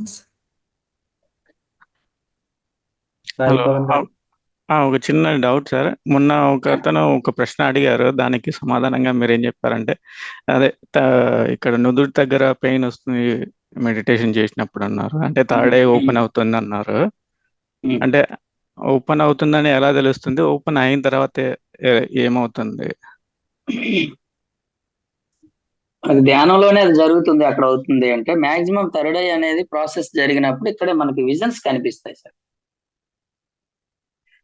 విజన్స్ కనిపిస్తాయి. ఒక్కసారి ఏదో బ్లో అవుట్ అవుతున్నట్టు, ఈ చిచ్చుబుడ్డిలోంచి ఒక్కసారి చూడండి బయటకు వస్తా చూడండి, అలాగా ఒకసారి బ్లో అవుట్ అవుతున్నట్టు, కాంతి బయటికి ప్రసరిస్తున్నట్టు ఒకేసారి బాడీలో కుదుపులో అవన్నీ వస్తాయి. దానికి ముందు జరిగే ప్రాసెస్ లో ఇక్కడ పెయిన్ వస్తుంది ఇన్ జనరల్ గా. ధ్యానంలో జరుగుతుందంటే అదే ప్రాసెస్ లో ఇన్ జనరల్ గా నెక్స్ట్ ప్రాసెస్ లో థర్డ్ ఐ ఓపెన్ అవుతుంది అని చెప్పి. ఆ థర్డ్ ఐ ఓపెన్ టైంలో అది ఎప్పుడైనా జరగదు. ఆల్ ఆఫ్ ఎ సడన్ ఒక్కసారి అది అవి ఎలా రకాలుగా ఒక్కొక్కరికి జస్ట్ సింపుల్ గా విజన్స్ స్టార్ట్ అవుతాయి. కొంతమందికి ఒకసారి ఏదో ఎనర్జీ బ్లో అవుట్ అవుతున్నట్టు, విపరీతమైన పెయిన్స్, అయితే బాడీ అంతా ఒకేసారి గిరగిర తిరిగి ఒక్కసారి మనకి ఇక్కడ నుదుటి దగ్గర నుంచి మనకి ఏదైనా కనిపిస్తున్నట్టు తెలుస్తుంటాం. డిఫరెంట్ గా ఉంటాయి. కానీ యాజ్ యూజువల్ గా ధ్యానంలో ఇక్కడ పెయిన్ వచ్చిందంటే థర్డ్ ఐ ఓపెనింగ్ ముందు సిమ్టమ్స్ అండి. ఓకే.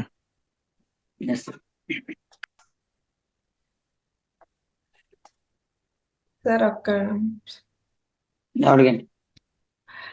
మనకు ఒకసారి అంటే ముందు జరిగేది తెలిసినాక మళ్ళీ మళ్ళీ రిపీట్ అవుతుందా సార్? ధ్యానం వల్ల చేయడం వల్ల అవుతుందా అది?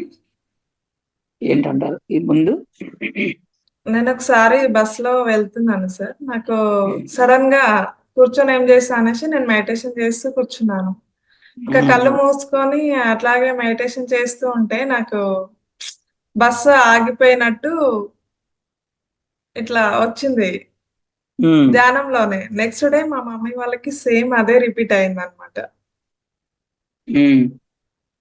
అయితే అట్లా మళ్ళీ అంటే కొన్ని విషయాలు కొన్ని అట్లా తెలుస్తున్నాయి. అంటే మెడిటేషన్ లోనే తెలుస్తాయి ఆ కలర్.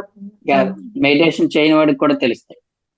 దీన్ని ఈఎస్పి అంటారండి, ఎక్స్ట్రా సెన్సరీ పెర్సెప్షన్ అంటారు. ఎక్స్ట్రా సెన్సరీ పెర్సెప్షన్ అంటే మనకున్న సెన్సెస్ తో కాకుండా ఎక్స్ట్రా సెన్సరీతో.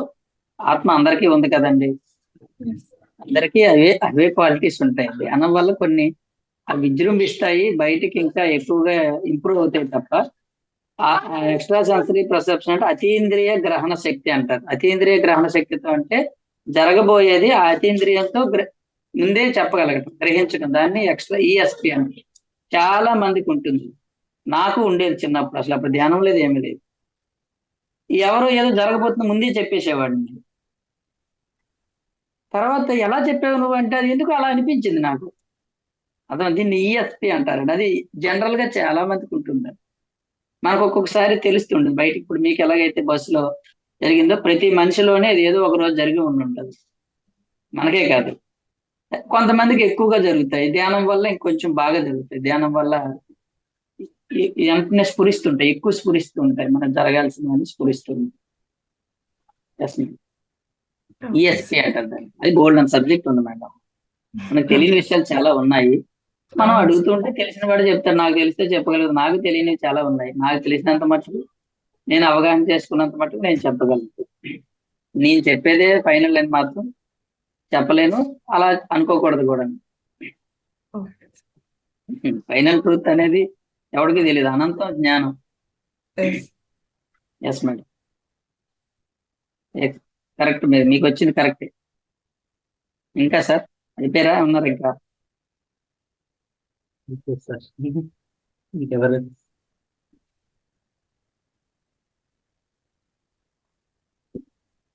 చెప్పండి sir.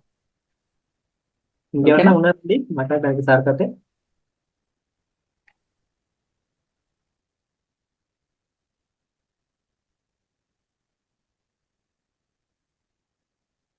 Okay sir. Okay sir, ఇంకెవరు లేనట్టున్నారు. చాలా చక్కగా చెప్పారండి క్లాసు. చాలా ధన్యవాదాలు. Thank you sir. Thank you.